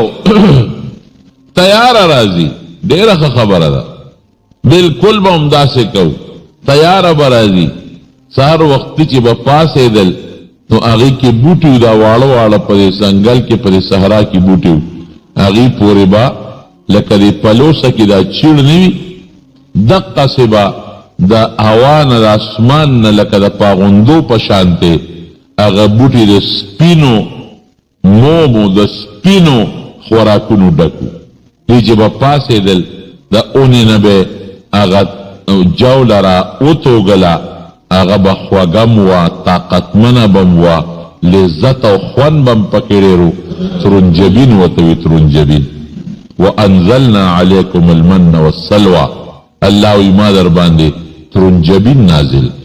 بہترین خوراک او چې الله د طرف نه نیخ پنیغه کم خوراک راځي هغه خوان به سمري فایده به بګي سمري د دنیا خوراکونه چې موږ په کارخانو کې جوړو فایده شته ضرر یې سمره ډیر دی او دا د الله کارخانه کې جوړیږي چې الله کم خوراک جوړي فایده به سمري او هغه کې به انسان د پاره خوند او لذت به سمري بس هر سار به پاسېدل او په اونو با د پرخه پشانتی یو پوناله کېدله او دکا دا جولی پا شانتی با اونی پورین خطی وا دی باغرا شکول و پاغی گزره اوقات او ملزان براتلل دونا با ملزان زیادو چه معمولی غنده بیم پی سادر ورواچو نو بلا ملزان با الاستان دی راغلل اغا بے علال کلو اور بے بلور و طول بے ورل بے انزلنا علیکم المن والسلوى قرآن شریف کے اللہ وی ترنجبین او ملزم ندے زمان دا خلق و تا ملز وی کتاب کے سلوہ جدا معنی لکھی او چکم نقشہ زمان دا لغت کتابون ذکر کینو آغا سیسے وطاوئی سلوہ ملز تنوی ملز رکوٹ شیرے ملز کی غخم کمی سیسے وطاوی پدے افغانستان کے او دارنگی پدے غرون علاقو کیوی لکا دا کمتر عمرہ غٹ وجود لری غخ اعلا مزیداری غخ پکرے رئی اغا سیسے و ترنجبین دے خوراکو اور وطاق وخا بے خورا او بے غم اڈڑے والے وے خوشالی دا سیب دا نور بسنگ چل کو دا نور دی رابانی دا برنا دا خو دا خبر دا اکبر با چالتان دی دام نکی چی نور دی نو دے کہ اس دا پیغمبر سنی فکار دی چی بوٹے اور لرگی مرگی برابر کو زان لکوٹا شپول جوڑ کو یا زان لس خط لوٹا اوکو زان لس کوٹا جوڑا کو نمونتے دا چی دراشا خدا سے پیغمبر اللہ را کردی چی پاگا اللہ میرا بانا او موږ سره د الله مینه د موقع په موقع چې څه غواړو هغه راکوي نو هغه دا درخواست هم کوي. حالانکې رونو د پیغمبر تعلق نه د ډوډۍ سره دی، د پیغمبر تعلق نه د اوبو سره دی، او د پیغمبر تعلق نه د کوټې او د مکان سره دی، او نه ستا د جامې سره دی. هغه به درته دین ښیي، باقي کار خو به ته خپل کې. دی وی راشه د هر څه به ترې غواړو. ډېره ښه ده. موسی علیه السلام الله ته سوال کوي بېغمه اوسه، داسې ژوند به دي له زه ورکم چې نه به یې د پکي ضرورت او نه د ببوزي، نه به یې د کوټې ضرورت او نه به یې د شپول ضرورت وي. ښه مزېدار وریځ به راله، تر څو چې بنور و یو ځای بنور و په دوی باندې به وریځ و سورې به و مخامخ و بل ځای نور لګېده. یخ یخې خشته ښکلې ښکلې هواګانې به وي، هغه به پرې پاسه چلېدلې. نور څه غواړئ جي جامې سره به څنګه کوو؟ د جامو به څه بندوبسي؟ مونږ به ځان له جامې جوړو او دا خو ګران کار دی او څه نه به جوړو، کم خوا به ځو. یاره دا مسله به هم دله حل کړو، هېڅ پروا نشته. جامې به مو نه خیرنېږي ځه، دغه جامې به نه به انځلو ته ضرورت وي او نه به استري کولو ته ضرورت وي لکه دې زمانه کې خلک کوي، او نه به خوټ کواني ته ضرورت دی او نه د واشنګ مشین تاجسته، نه د سویباړې او تختې تاجسته. ټول عمر جامه غونده خیرنېږي به هم نه، صفا سوتره به بوی به هم نه کوي. نو ګوره دې نه څه معلومه شوه چې جامه نه خیرنېږي خو وجود به هم نه خیرنېږي که نه. چې وجود خیرن شو جامه خیرنېږي، وجود سقا شو نو جامه سقا کېږي، وجود بین کوي جامه به بوی کوي. دا پکې هم راله وجود به دې هم پاکي، صفا سوتره او جامه به دې هم پاکوي. نور هم څه غواړی او که نه بس الله بس. د خوراک انتظام مو شو، د اوبو انتظام مو شو، د جامې انتظام مو شو، د سور انتظام مو شو، د ګرمۍ او د یخنۍ انتظام مو شو. نور څه غواړی نه. قنوز د الله هم لږ ومنئ چې الله دله دا نعمتونه در باندې پروردګار وکړل. دومره نعمتونه په مخ د ځمکه په بل قوم نشته کم چې په دغه زمانه کې په بني اسرائیلو د موسی علیه السلام په قوم چې دشمن یې دله غرق کړ، د هغه نه خلاص کړی، د هغه د ظلمونو نه بچ کړی او کولو میدان کې رهایش درکړه او پروردګار دله خوراک، اوبه، جامه، سور، یخ، ګرمي د هغې پوره انتظام وکړو. اوس د الله به هم لږ منل غواړي که نه؟ بلکل صاحب تابعدار. ښه نو داسې کوو چې الله نه درخواست وکړو چې مونږ کوم ژوند تېرو د دې قانون راکړي. او بیا به ماښام ماته شوه لکه څنګه چې زموږ روجې دي، بلکې بعض علما وو چې نه دا 13 ورځې د ده یو شان روجه وه، ماته کړې په دا میاشت کې نه ده. ځکه پیغمبر له الله ډېر لوی طاقت ورکړي. د پیغمبر طاقت دا د 40 جنتیانو برابر دی او د یو جنتی طاقت د دنیا دا 100 ځوانانو برابر دی. نو ته اندازه لګوه چې د پیغمبر طاقت د عام 4,000 انسانانو د طاقت برابر طاقت دی. 4,000 ځوانان چې څومره طاقت لري دا د پیغمبر طاقت دی. الله طاقت ورکړو 13 ورځې روجې ونیوله. اوس 13 ورځې د الله په حکم چې روجه ونیوله نو د روجې سره که ستاسو خیال وي د خولې نه یو قسم خاص بوی ځي. دا بوی د خولې نه نه ځي، دا د معدې نه راځي. معده تشي د هغې نه هغه سام بړاس راځي په دې خوله، خو د خولې نه ځي. د خولې د غاښونو کې خامخام لغوندې دغه وشي، خیرنوالی راشي. نو ده وی چې داسې به وکړمه چې الله له ملاقات لدم چې لږ خولم صفا کم، غاښونم صفا کم. نو د مسواک و حضرت موسی علیه السلام او ډېر مضبوط مسواک و خولې پاکه کړه چې پروردګار ته هغه مخصوص ځای ته ورغې او الله ته التجا کوي. وی تا مسواک ولې وو؟ ما چې الله خوله مې پاکه شي، د خولې بوی مې ختم شي، خولې نه بوی مې تا ته پته نه لګي چې د جدار د خولې بدبویي په ما د مشکو عنبر نه اعلی او مزېداره لګي. تا باندې خو ما روجه 13 ورځې د دې دپاره ونیوله چې ستا د خولې نه دغه بوی روان شي او دا بوی په ما خشته مزدار لګي. نو هغه چې کم اعلی بوی باندې په مسواک لري که 10 ورځې بیا روجه کا 40 پوره شي. 10 ورځې موسی علیه السلام نوره روجه ونیوله. 13 چې پوره شوې هلته قوم په سوچ و بچار کې دی چې مونږ ته خپل پیغمبر 13 ورځې پوره یادې کړې وې. دا خو 13 نه خبرې زیاتې واورېدلې. نو په قوم کې خو هر قسمه خلک دي. د موسی علیه السلام په قوم کې یو کس و سامري ورته وي، د هغه خپل نوم هم موسی و. د موسی نوم دی. او عجیبه دا ده د الله دی قدرت ته سړی حیران شي. موسی علیہ السلام فرعون کور ته لاړ او فرعون تربیت وکړ. الله تعالی ته پیغمبر جوړ. دغه موسی چې سامری دی دی هم مور په هغه کال پیدا شو چې په کم کال باندې به فرعونیانو د بني اسرائیلو ماشومان وجل. مور یوړه چې د ما مخکې الالی راشه چې د بیابان کې به وغورځومه.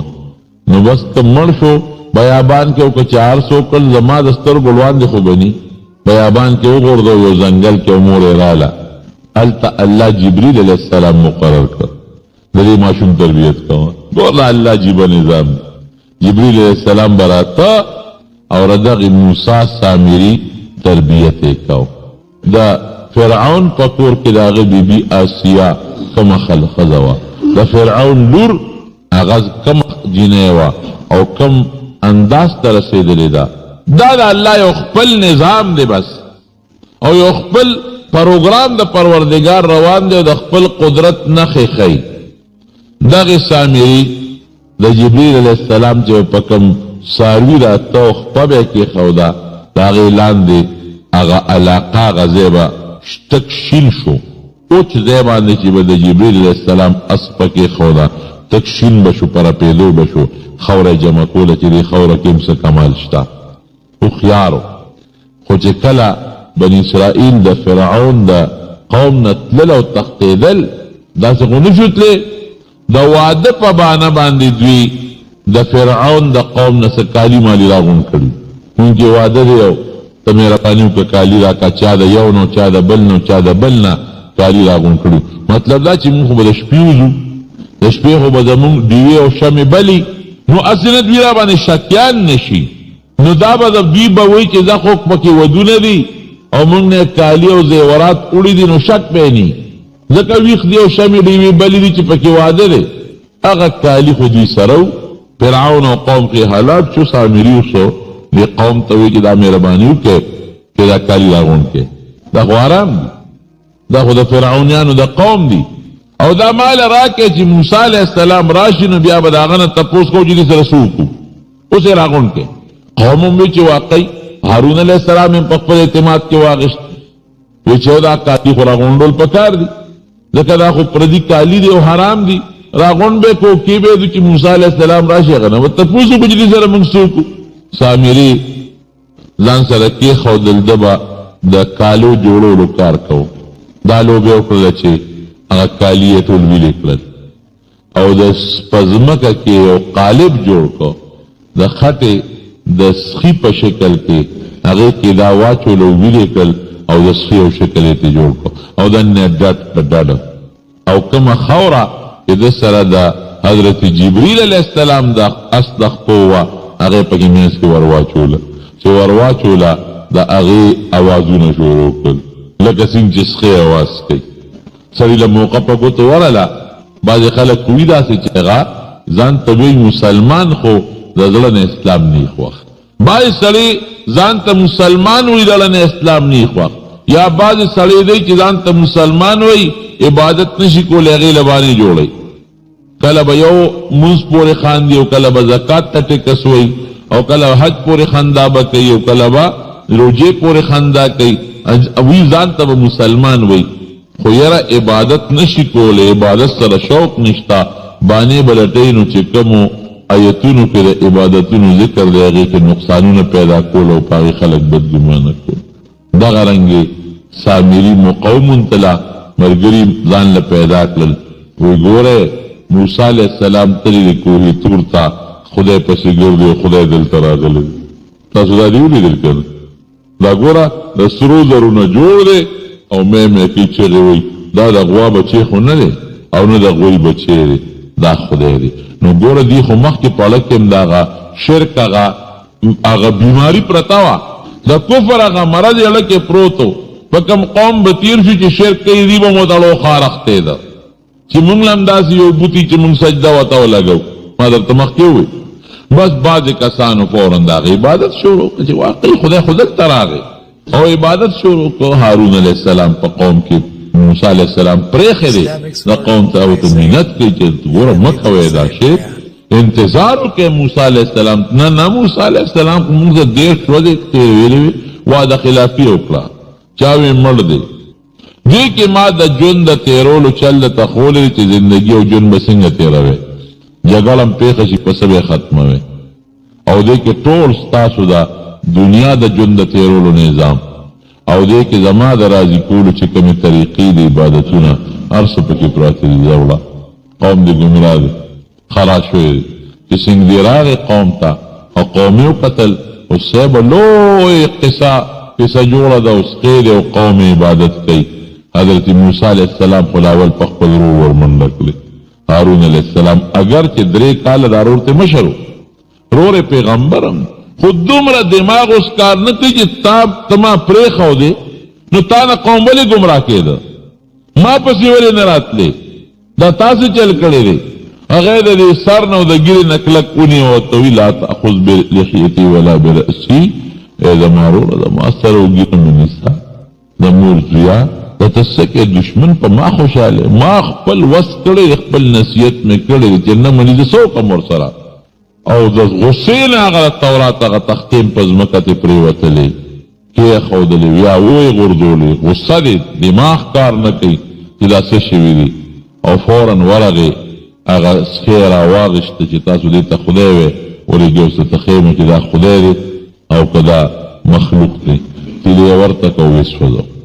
که دا خدای وی نو ځان دې بچ کړي د سوځېدو نه که نه خلک خو پوه شو چې واقعي موږ څه غلطي کړې ده موږ سلوې جرم کړی دی او که خدای وی نو خدای به څنګه سوځي دا خدای دې وسوځېد او سامري ته وي تا دا چل ولې کړی دی تا هم نه پرېږدم تا هم برابروم وی ما خو نور څه نه دي کړی خو دا غزرونه مې سخې جوړ کړ قبضت قبضة من اثر الرسول د جبریل علیه السلام د قدم خاوره وه همې پکې واچوله دا چلې جوړ زه څه خبرې دي ولې دې ته سجدې کولې زه یاره وي تا وجنم نه تاله داسې سوال د الله نه کومه چې ټول عمر همدغې سرګردانه ګرځې ته به ګرځې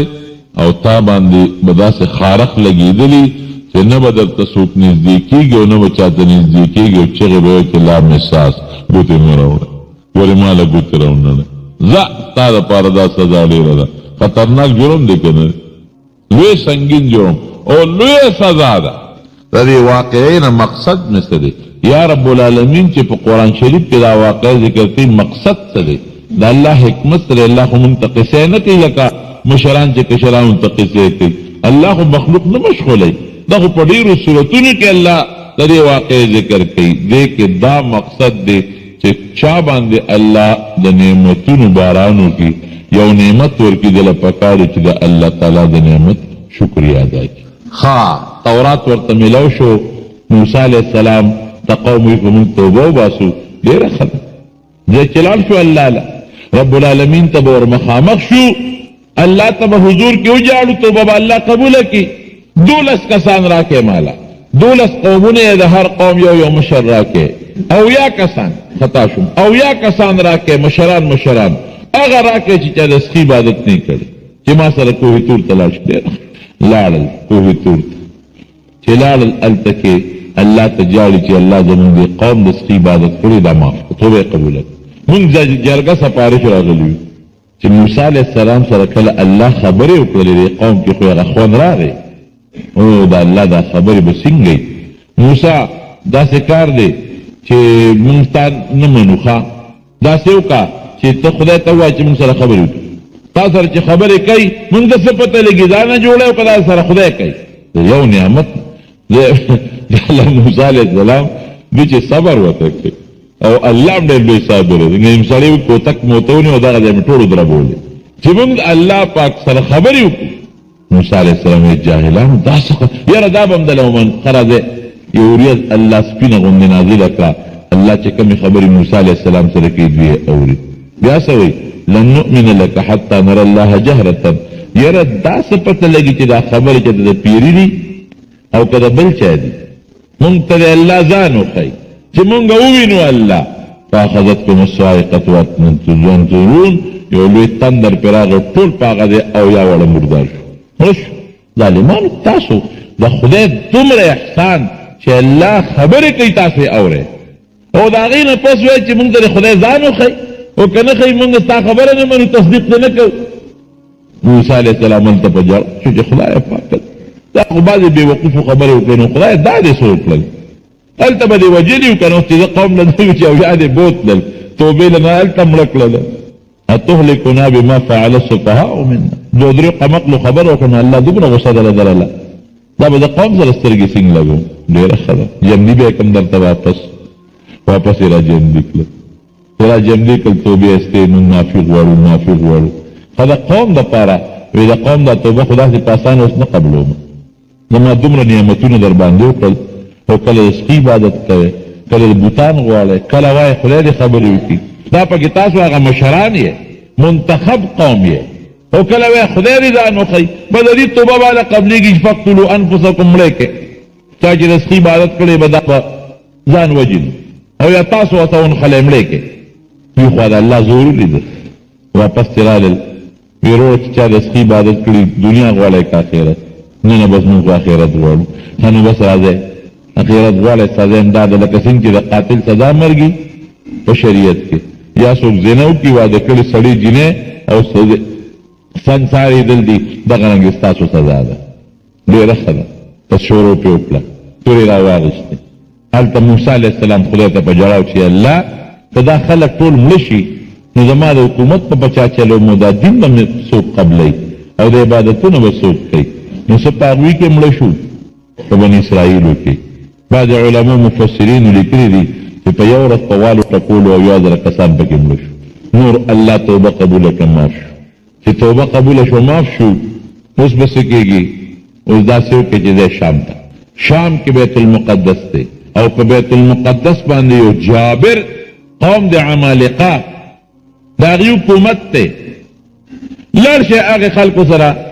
جهاد وکړئ او د الله د کور نه د جابر قوم وباسئ او دغه ملک ستاسو په حواله رونونه او ټپولجي ډېره ښه ده دا خو اسانه خبره خو دنیا خلکو شمېر نه وتی او داسې چې په یو څپېړه ده دا ټول خلک د بیت المقدس نه ونه باسو نو موږ به د ښې نه یو زندهباد سره روان دي موسی علیه السلام هارون علیه السلام ته مخکې دی دوی ورپسې دي چې هغه کلي ته ورسېدل یو ځای کې دمه کوي موسی علیه السلام ته ویې ګوره د جهاد خو څه طریقه یې که نه وي اول به یو څو کسان ولیږو چې معلومات وکړو چې دا خلک څنګه اوسېږي څنګه خلک دی څنګه نه دی لار رو ګودر برابر کړو نو بیا به موږ جنګ کوو موسی علیه السلام ډېر ښه 12 کسان د هر قوم مشر یې واغېسته وي تاسو لاړ شئ او تاسو د عمالقو کورونو کې چکر ولګئ په دې علاقه پوره جاسوسي وکړئ بیا راځئ دا مشرانو دا چې لاړله عمالقه پې پیش وکړي دا خو څوک دشمن جوړ له راغلی دی نو بلا قوم زمونږ د کلي خوا کې سره دیره دی یو کس راغی دا 12 واړو ته چوکه ونیوه او 12 واړه په مخه کړل او په یو کوټه کې بند کړل او ډېر لوی پهلوانان او مضبوط خلک مشر ته پیش کړل صاحب مجرمان جاسوسان هم نیولي دا وجل غواړي هغې ورته ویل مشرونه وجنې مه دا څه وکړې دا پرېږدې خپل قوم ته به لاړ شي زموږ د طاقت بیان به ورته وکړي هغې به ویرېږي حملې نه وبچ شو دی چې څنګه رالل موسی علیه السلام ته الو چې صاحب خو ډېر تکړه خلک دي بادر یې څونه تکړه دي که دا یو ډېر هم پهلوانو د 12 مقابله کولی شي کوم دی کولی شي لیکن دا بې خونده و موسی علیه السلام دوی ته وایي داسې وکړئ چاته غږ مه کوئ تاسو بې وقفتوب کړئ تاسو بزدلي کړې ده څوک چې خبر نه کوي موسی علیه السلام دوی ته وایي داسې وکړئ چاته غږ مه کوئ تاسو بې وقفتوب کړئ تاسو بزدلي کړې ده څوک چې خبر نه کوي او منځو حمله کوو چې باندې ما سره الله وعده کړی چې دا کلي به مال الله راکوي ما سره الله او تاسو د فرعون مثال ونه لید خدای غرق نه کړ هغه قوم الله غرق نه کړ ما سره به الله وعده کړې ده او دې خو دا نښې ده الله لیدې هم وي که نه ښه ډېره ښه ده 2 کسه د موسی علیه السلام په خبره پاتې شو هغه 10 کسان په قوم کې وګرځېدل چې ګورې پام غږ مه کوئ خو ډېر زورور خلک ولاړې ټول وجني موسی علیه السلام کې دې ته بیا ووایي چې څنګه چل به کوو جهاد دپاره تیاری کوو ګوره څومره سپک لفظ اختیار کوي قرآن شریف کې الله وایي اذهب انت وربک فقاتلا انها هنا قاعدون مونږ جنګ له نه یو راغلی ته خدای دې پېښې او جګړې هم پېښې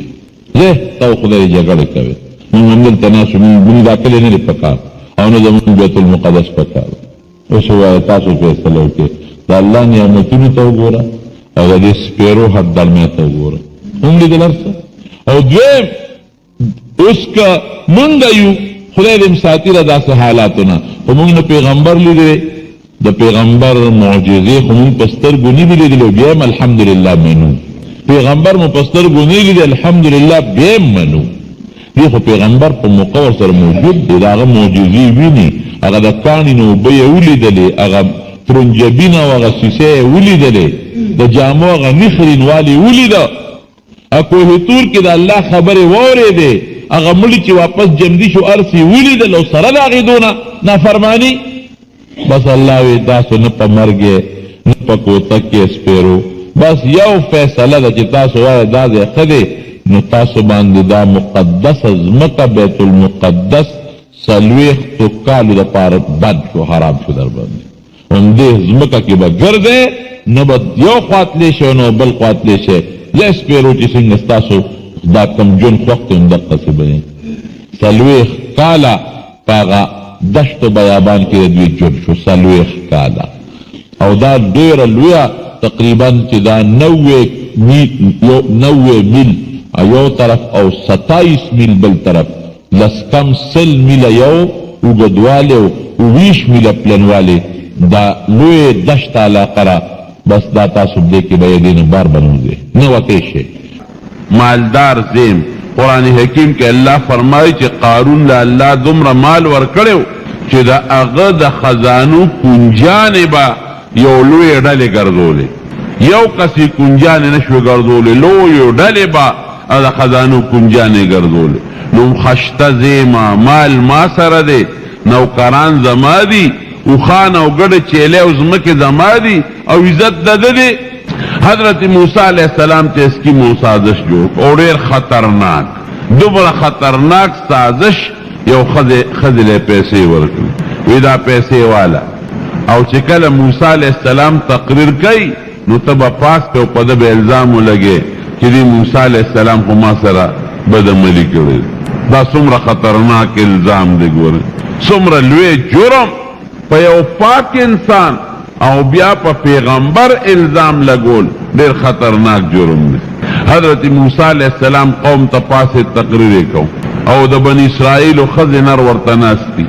هغه له خو الله پیغمبر له خو الله ډېر لوی تاثیر ورکړي.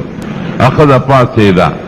او موسی علیہ السلام ته اواز وکړ غونډې چپ شي، ای خلکه وی دا سړی تاسو ته تقریر کوي او تاسو ته نصیحتونه کوي او میانس کې رده دا حالت ته. او چې دا خبره وکړه بس موسی علیہ السلام باندې الله چراغ چې خدای دا سو شو.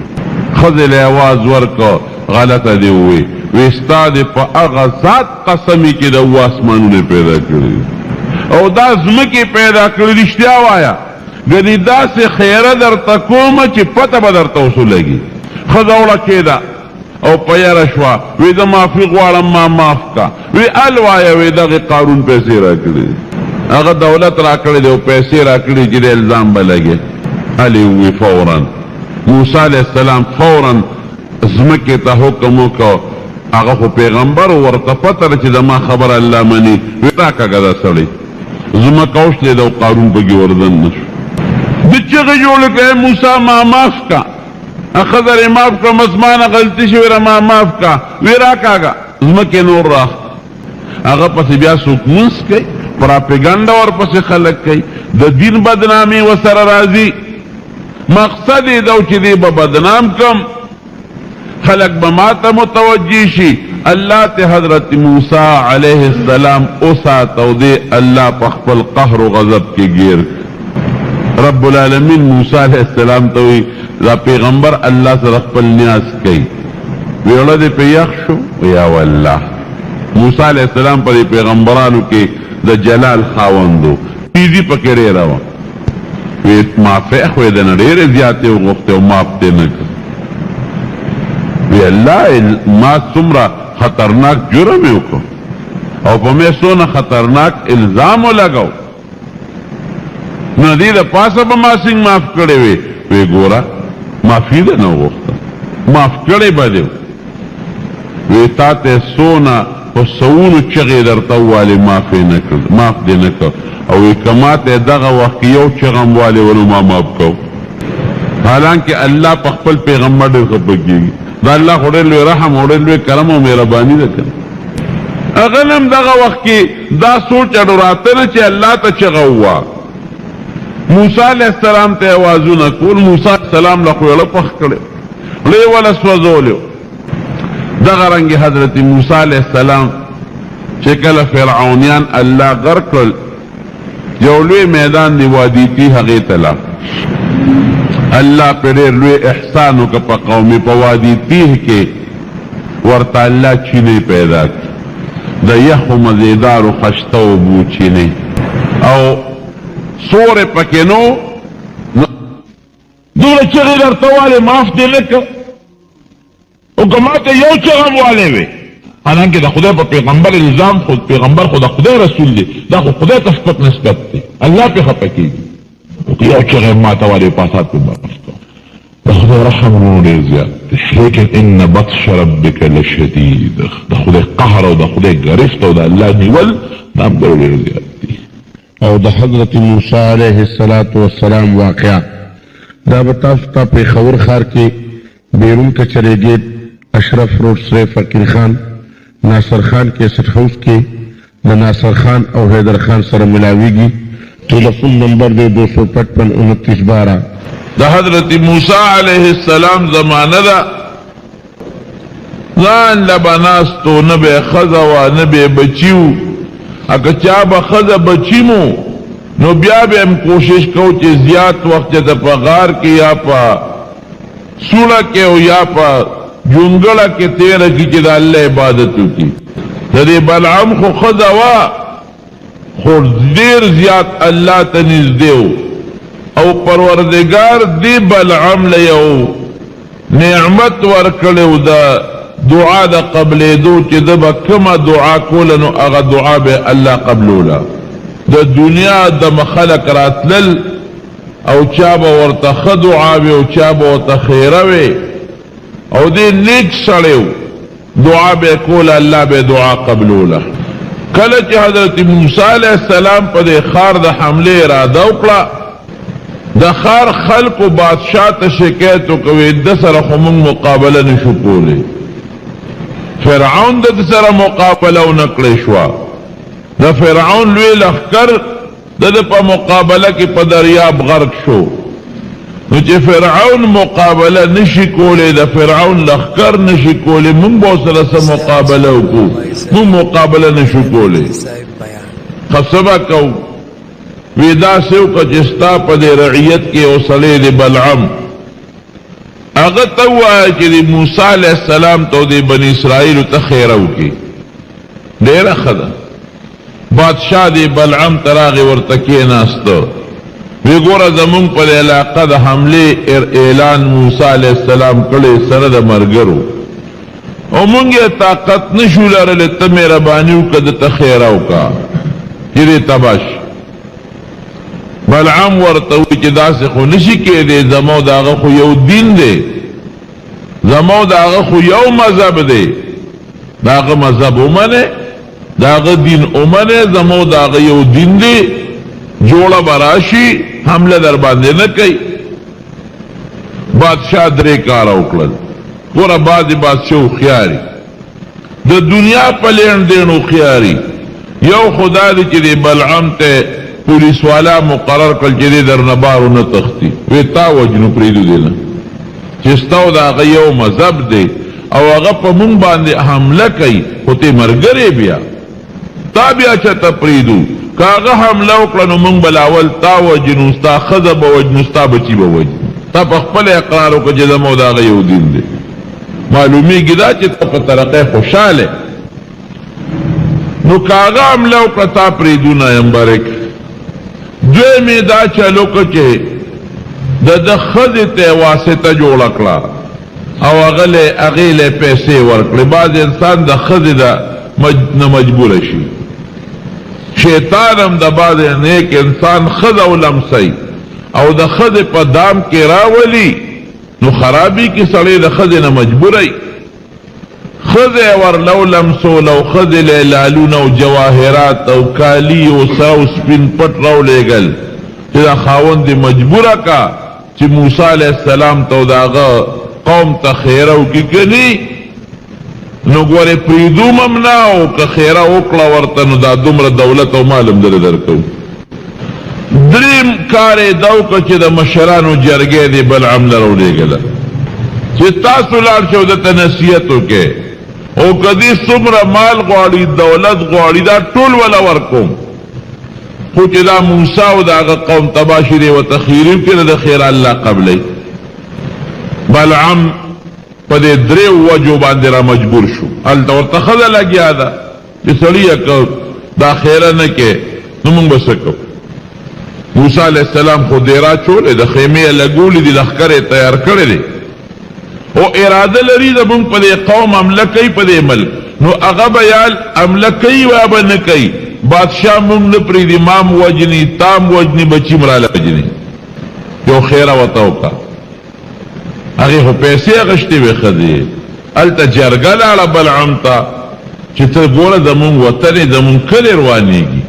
موسی علیہ السلام زمونږ وطن روانوي خیره به کې. بل خوا د بادشاہ دباو پی پولیس پی مقرر دی چې که موسی علیہ السلام حمله وکړو نو بے بدی وجنو. غریب مجبور دی یو خرو په هغه خر باندې سور شو او یو غر ته به ته په هغه غر کې به د الله عبادت کو. خر روان که چې هغه غر ته ځم او چې هلته اوس موسی علیہ السلام ته خیره وکړم او بادشاه هوښیار هغه وی په دې چې الله نه ونه تختی کسان ورسره هغه جرګې والا او پولیس والا مقرر کړي چې تاسو د خیرو ته غوږ کېږدئ دی به جدا کېږي ستاسو نه چې پلا راځي هغه ځای کې خر را پرېوت خر نه ځي دی را کوز شو هغه خر له دیکې ورکوي چې دا خر پاسئ وی خر ورسره خبرې شروع کړې دا د بزرګانو کرامت دی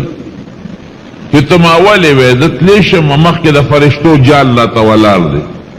ما نه پرېږدي مخکې تلو ته زه څه وکړم دی په دې م پوه نه شو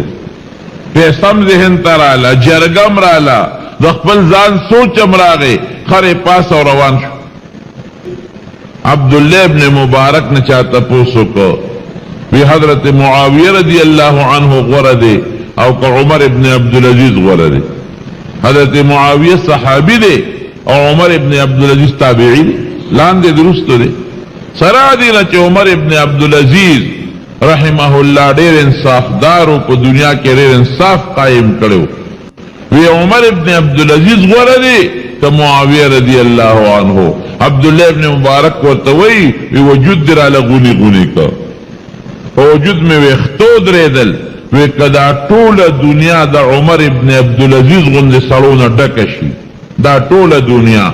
نو د معاویه رضی الله عنه د هغې اس چې د پیغمبر علیه السلام په ملګرتیا کې په جهاد کړی دی دا هغه اس د خپلو خاورې ته هم نه رسېږي چېته حضور پاک او چېته صحابه او چېته وروستو خلک نو که ټول امت را یوځای شي او نیکان او صالحان او علما او هر څنګه خلک زمارونو پیغمبر ته په مرتبه کې نه رسېږي. پیغمبر له الله لویه مرتبه ورکړې ده نو درې ځله د استخاره وکړو درې ځله ورته په خوب کې دا الهامن او په خوب کې ښودلي کېږي چې بلعمه بېشک عبادت ته ډېر دی ستا د خیره مونږ قبلو ته مونږ مستجاب الدعوات ګرځولې وګورئ که تا سره دا ټوله دنیا هم ډکه شي ستا غوندې د نیکانو د موسی علیه السلام د خپې خاورې ته نه رسېږي. پام کوه هغه سره نیغ په نیغه نشي غر کېږي. ګورئ دا خلق د بادشاه دا پولیس والا او دا جرګې والا ته ګیر چاپېره تو دي چې دی به اوس موسی علیه السلام ته خیره کوي. اتفاق ته ګوره مفسرینو لیکلي دي د قرآن شریف د یو آیت په تفسیر کې چې کله د خیره شروع کړه بني اسرائیلو ته نو د خولې نه د قوم طرف ته خیره وځي بني اسرائیل نه یادوي وی خدایا زمونږ د کلي دا قوم دا تباه کړي. هغې ورته لیونی که روغې مونږ راوستي چې ته به د موسی علیه السلام قوم ته خیره وکړې نو خپل قوم ته دې خیرې شروع کړې او چې د موسی علیه السلام نوم اخلي نو خپل نوم یې د خولې نه وخېږي چې بلعم دې غرق شي. زه خدای ظالمه مونږ غواړو چې موسی علیه السلام ته خیر وکړو ځان ته کې وغوی دا هغه قوم ته خیره وکا نو تا خپل قوم ته خیره شروع کړې وی قسم دې جبه اخواړو مودا تاویږي دې بل طرف ته غرقم کړم تبام کړم ظالمانو موسی علیہ السلام نوم علم اغا نرازی پا جب اخپل نوم رازی خیراغت تکو مخپل تان تراجی کیگی او بنی اسرائیل پا خل علم داغی پا دستاس نمون پا خل رازی اغا نرازی جب آخواتاوم ادی خوارا گردی غرق کلم رب العالمین دا سے آفت باندے مبتلا کا کہ لکہ سپی جب بار روتو دی نوم ترو رسید جب تیویزان دشو دا دا خدای فضل دی دا سپیم جبا دا زمونگم جبی دی دا سپی جمع کم لے پرتی لاندے ویزان دی لالتی بیگی او دا انسان جبا پروردگار پا شنڈ و پا غاخونو کے دن محفوظ ساتلے دا دا خدای سونا لوی فضل و سونا کرم در تا اللہ خولشی چے انسانا ورد دام کولشم چے جبا در ناویزان دا کموزولن دی و لالتی بیگی در سر میں سونا احسان کرے دے غاخون دی جبلا دیل میں در لغلاف جوڑ کرے دے شونڈے میں جوڑی کرے دی او دا دشمن میانس کے میں بندہ کرے دا غاخون خود جب دشمنان دی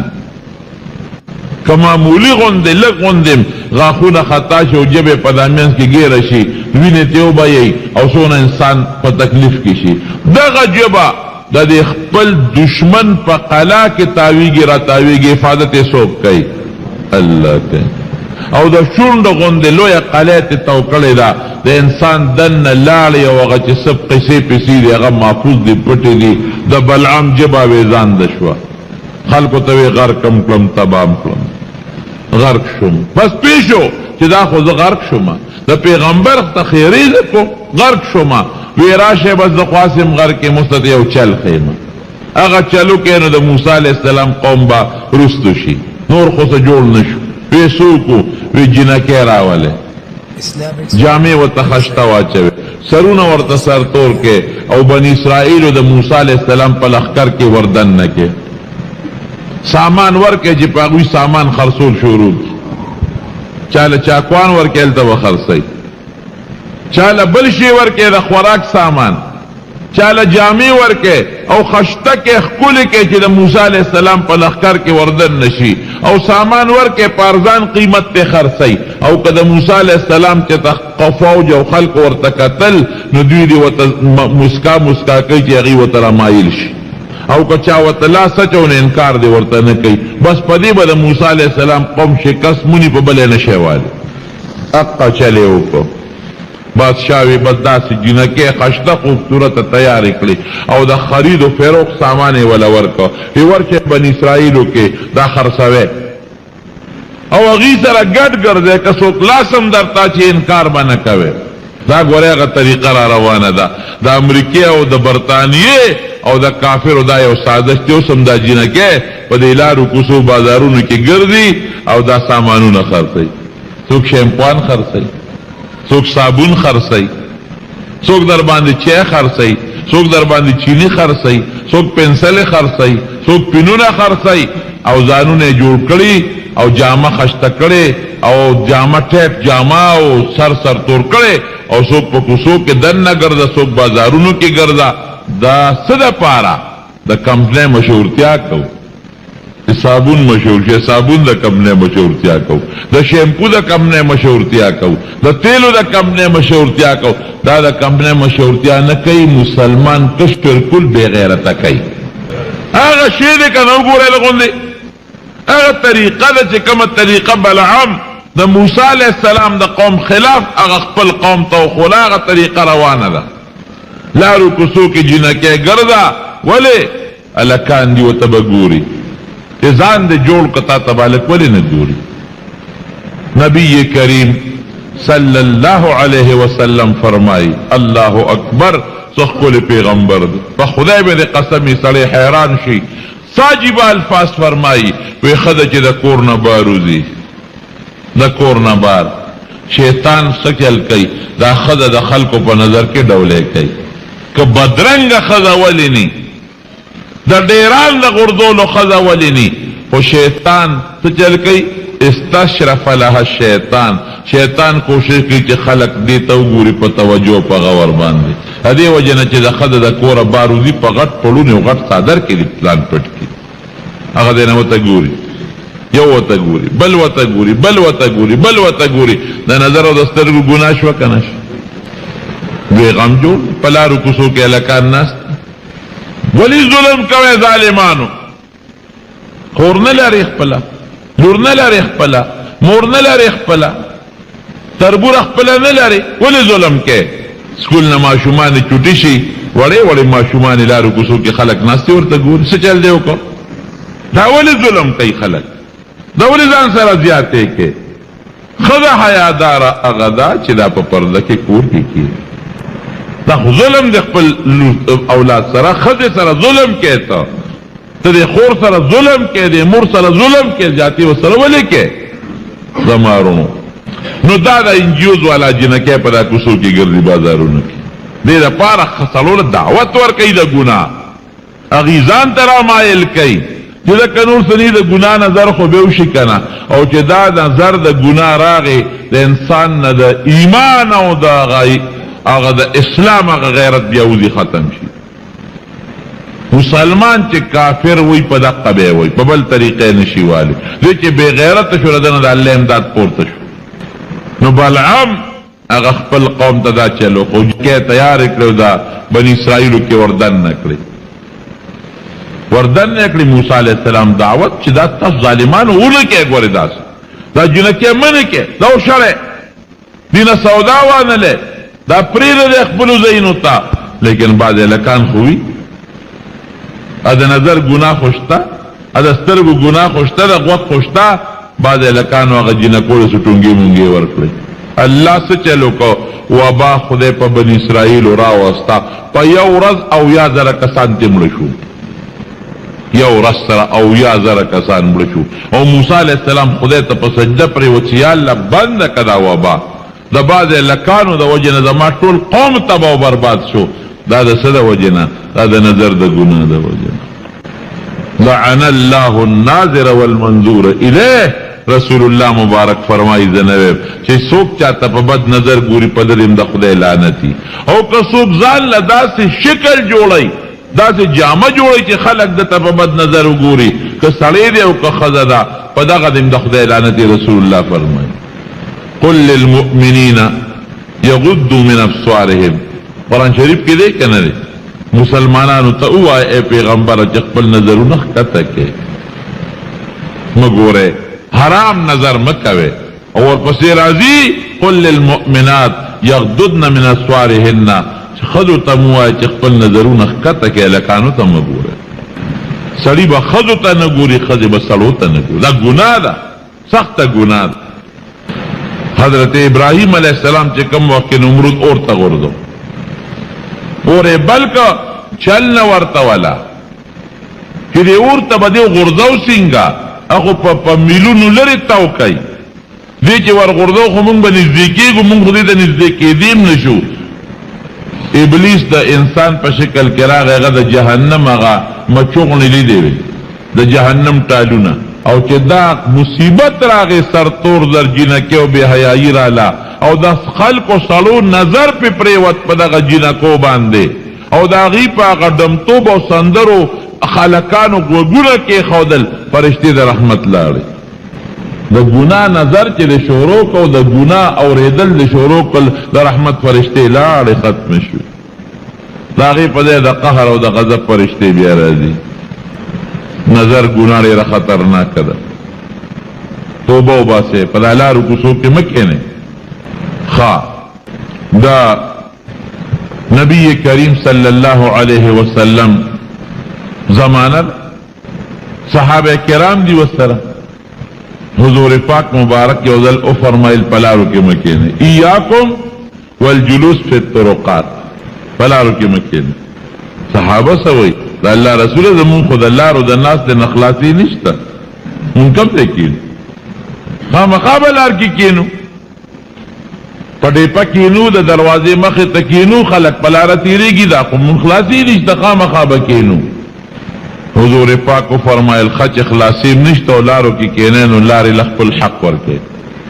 اللہ رسول لار حق سدے ویو حق ادار جی سوگزی سلامتی تاسو علیکم السلام ہوئے. ویم حق سدے یو غریب کمزور دی پند دی وسره ګېډې د نشي وړې امداد وسره وکړي. دریم حق یې څه دی؟ نظر ښکته کې مه ګورئ چاته، دا د لارې حق شو. نظرونه به نه اوچتوي، نظر ښکته کې. یو مسله ګورې دا هم د بعضې وخت خلک د بل نه خبره پټوي.